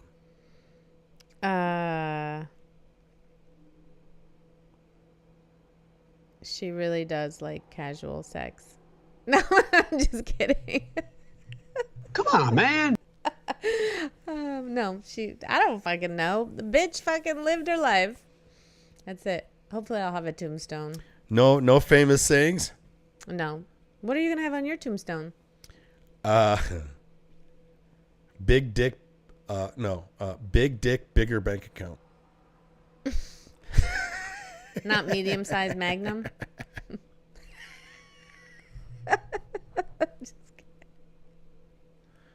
All right, we're going to move the fucking camera down to the cat cam. What's up, cat? How you doing? You doing all right, kitty kitty? You love Joann, don't you, huh? Cat Cam. You into her, huh? Cat Cam. The kitty loves Isn't me. she a good cat? So wait, I have a question for you though, before we go, because like, so if like if you just want casual sex, like, so say if we were on a date. I don't only just want casual sex. To me, I like keeping things casual so that I don't feel that every girl that I'm with, I have to get her in a relationship. Okay. I have a high sex drive. To me, it's really good to have a Thursday girl or two. So then that way, why couldn't you just? I can use a Thursday girl or two. Okay. To get rid of my fucking. Why can't you? Hold on. A Thursday girl or two. Shut the fuck up. Shut up, woman. I'm gonna get very Middle Eastern on you. Hey. I'm gonna throw your cat at you. You see how she's not even phased? So, a couple of Thursday girls for a guy, okay, or one, or a half, whatever. Okay, a few are very good for a man because men need sex. It's very important for us to have sex. It like drives us crazy when we're not having sex. Why can't you have sex with the same person multiple times? Hold on a second. A day. That's what a Thursday girl is for. Okay, you can have sex with her multiple times. She knows what you like. You know what she likes. You guys are having fun. She's not dangling a relationship over your head. She doesn't mind if you're still out there trying to find that one, right?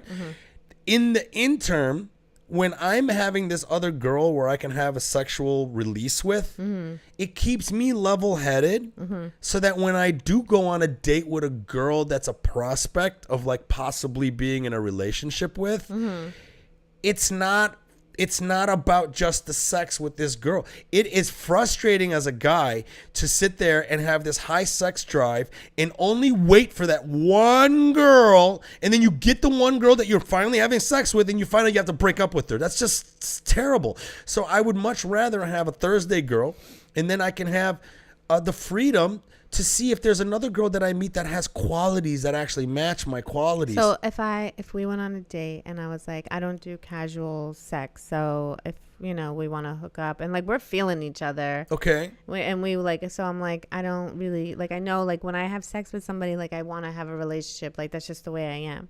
Does that scare? You see my face? You see how my eyes just fucking grew? That was real. I wasn't even fucking playing. That was real. Right. That's scary. Right. That's scary. That's why I don't say that. That's very scary. That's why I don't say it. That's a very scary thing for a guy because then. But I don't say that, but I don't do casual sex. And that's really true. That's why I don't sleep around. And that's why I don't fuck guys right away. Well, if a girl said that to me. You would be scared shitless. If I was on a date with you, right? And then you brought that to me, that would all depend on how my initial feeling is about you. Right. If I was, I know I would. If I took you out on a date, right? And then the date's going great. We're clicking. We have almost the same mindset. Even if we argue, we're very good at it, and we're not like you're showing me personality, the things that I like. Like, oh, you're good with family. You like your family. You have all these things that make me just go, man, I think this girl, I like like this her. girl, yeah. And I want to have sex with her. Yeah. Right. And then you drop that on me. Yeah. Then I would literally be like, okay, let's go on another date. Oh. I would do that. I would be like, yeah, I like you. Let's see where this goes. Or if you don't like me, you'd be like, no, I just want to keep it casual. Exactly.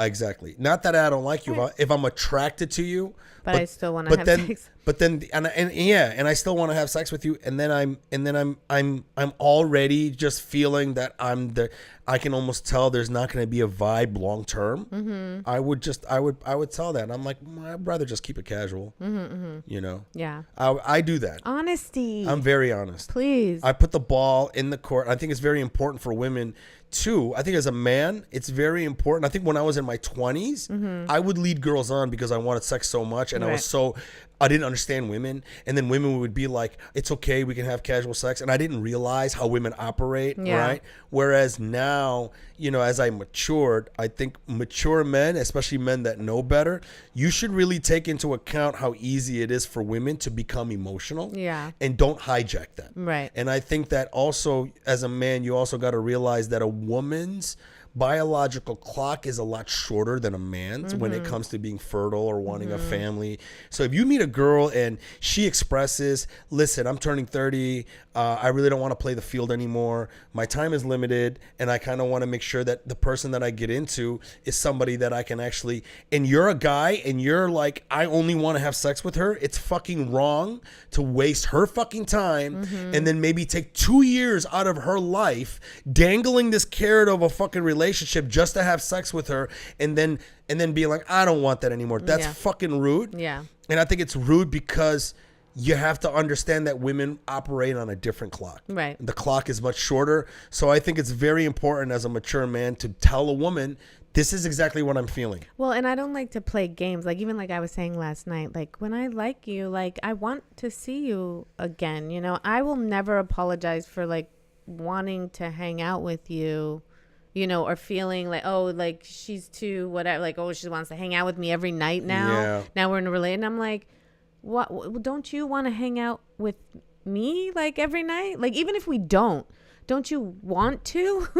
I think that when I do have a girl that I really like, I want to see her all the time. That's what I'm saying. But then at the same time, I understand that life gets in the way, that you have your own life. I have my own life. Too. And I would much rather be with a girl that wants to see me every day, and I want to see her every day. But we also don't do that. We also make time for our friends. Yeah. We make time for our family. I agree. We make time for our career. Right. We give each other space. Yeah. And then that's within the relationship, though. Not new. I think not a new, not like in the beginning. Even in a new relationship, I think it's very important that if you feel like you need some space, you got to let the person know, I like you. Yeah. I want to see you all the fucking time. Yeah. But I'm very busy. Yeah. And I also think that I don't want to wear it out. Yeah. Right. I kind of want to also enjoy time away from you so that when I do see you, it's even more special. Yeah. Instead of, I would really hate being with a girl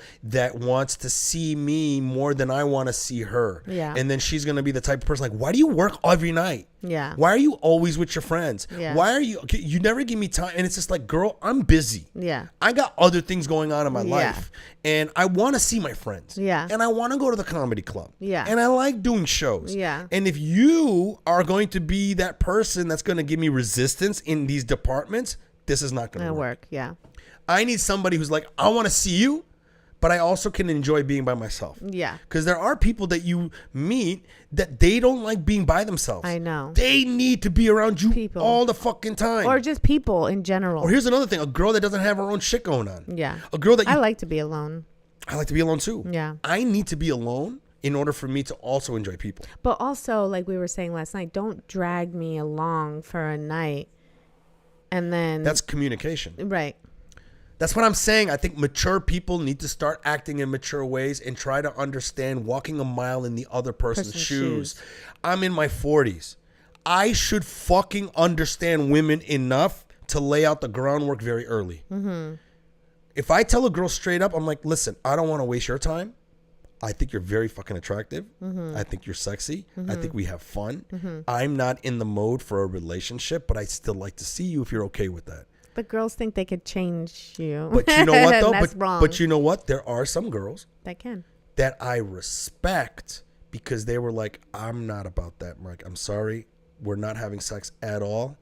I kind of want to try to find. I've had girls do that. Yeah. I've had girls where at the date, then we start getting whatever, and then I let them know what I'm about. Yeah. And then they'd be like, Mike, I don't have that much time to be spending time with another guy that doesn't want a relationship. Yeah. And we cordially Yeah. be End it. like, okay. And even though on my end, I'm like, fuck.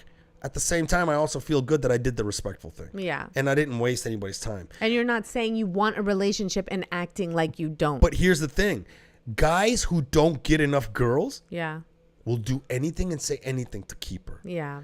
Right? That's why I implore men to enjoy the Thursday girl. No. No, the Thursday girl of enjoying women on a casual way, especially for men that are not used to getting a lot of women or they feel like they're not having enough action from women. When they can get to that level, it normalizes what they expect from women. Yeah. And not only that, I think a lot of men need to experience more women because then if they come from a good place, you're going to start seeing patterns. You're going to start seeing the same patterns. And then when you realize the same patterns, you're like, that's how women operate. Oh, okay. Now I know that. Now I understand women. Even though I'm with the Thursday girl, I'm not coming from a fucking fuckboy attitude. I'm coming from a respect attitude. I'm coming from a place of, I respect you. Yeah. I like you. Yeah. It's sex, but I also want you to feel good about yourself. And I want to communicate with you so we understand what's going on. Those things are very important. Yeah. You know, and I think that can only come from experience and coming from a place of not feeling that every girl you have has to be the one. Yeah. I think when a guy feels like every girl, he has to make this fucking work, the girl can feel it. You can feel the desperation and it fucks it all up. But if you're with a guy that's been with enough women, is also not a toxic person, right? He's been with enough women and he's had good landings with every single one of them. He tried to do the right thing, even, right? Even if she was married. No, not when he's married. No. If he was, if he was married and divorced or whatever, like if he could hold a relationship. That's yes. So I think as a man, the more women you experience, and if you come from a good place, it's going to inform you to be a better man with women as you go forward. Yeah. So long as you're honest with yourself. Yeah. So long as you catch yourself and be like, you know what? Now that I realize that women have a shorter biological clock and that it's wrong to just lead a girl on just for sex, the mature, informed man will now know in the next engagement with a woman. Yeah. Be with a woman who's a 10. So fucking hot. Her tits are, oh my God. Everything about her makes me want to just fuck. But the mature thing to do is like, look, girl, I'm just going to be honest about what I am. And this is the thing that I think a lot of men don't realize. The more you do that, the more you're going to find the girl that's like, fuck yeah, that's what I want. Yeah. And then you're free with this girl. Yeah. Now she's the Thursday girl who wants to be the Thursday girl. Yeah. And you guys are fucking having a great time. And her attitude towards sex is your attitude towards sex. Until she wants a relationship. And that might happen. That might happen. But the mature adults have to have that conversation. That's why that comic that I hooked up with, we did it a few times. She communicated she wanted more. I gave her a little more. She communicated she wanted more with an ultimatum, and we split it. Yeah. And she's the one who put the kibosh on there. Yeah. She's like, I know how I am, Mike. It's going to be too hard for me. Yeah. So let's just stop it. Yeah. Do you know, I just want to salute her. Yeah. Because she did what a lot of women don't do. Yeah. She was smart enough to be like, I can't fix him. Yeah. Who am I to think that I'm going to be able to change his mind? Yeah. And she tried a little bit. She realized there's not going to happen. And she didn't fool herself. Yeah. She put the end to it. Yeah. As opposed to... For her own sanity, I'm sure. Exactly. As to other women who I've had who played the game and then they thought they could change me. Then they find out they couldn't change me. And then they resented me. Well, yeah, because they're like disappointed. And then I have to be like, look, I played the mature role. Yeah. You're being immature now. Yeah. Now you're being mad because you weren't able to control me. Yeah. You wanted to control me into a direction that didn't work in your favor. that's showing me another red flag that I don't want to get into a relationship with you. You're right. Because here I am keeping a very honest conversation and open, and you're the one that was lying in the conversation. Or just lying to yourself. So I think women need to stop lying to themselves that they can fix guys. And I think guys need to stop lying to themselves that they're not taking advantage of these girls by dangling a fake relationship in front of them. Right. Right? Yeah. Wouldn't you agree? Communication is key. I mean, Communication. everything I've said, would you say is Yeah. sound advice? Yeah. And it's coming from a good place. Yeah. Even though I look like a terrible person. Even though he's an asshole with the two Thursday girls now. I am an asshole, but I'm a benevolent asshole. I think you're a good person, actually. Come on, man. I had to come on man me. Yeah. No, I think you're a great person, actually. And I think you're very honest. And I think that you're very considerate of girls' feelings. I don't know. You know, I haven't been in a relationship with you, but I can maybe tell that, like, yeah, you can. Listen, I've made mistakes. Of course. We all have. I've had times where I did fucked up shit or like, but I learned from those. Yeah, of course. I later on would smoke a joint and then you know how when you smoke weed and you start reflecting? Yeah. And you're just like, yeah, I was a piece of shit to her, bro. That was That's rude. why I think weed is so good. You know, and then the weed because does that it's to me. hormones. It's just your hormones. Like when we have like raging hormones, I feel like it makes us fucking do shit. That's why like I have to work out because like for me too. You know, it's like energy. You know, we're high energy people. Yeah. And high energy people, if you're not putting that energy into something you develop anxiety. Yeah. Because that energy is now like stuck. And then now you're a road rage person. Right. You know? And it's just stuck. like that energy needs to go somewhere, bro. Yeah. You got too much energy. Either in a form of sweat or screaming or sex, dancing. Thursday girls. Thursday girls. Yeah. I'm staying home on Thursdays. Do you have any shows to promote? Anything coming up? I'm staying home on Thursdays from now on for the rest of my life.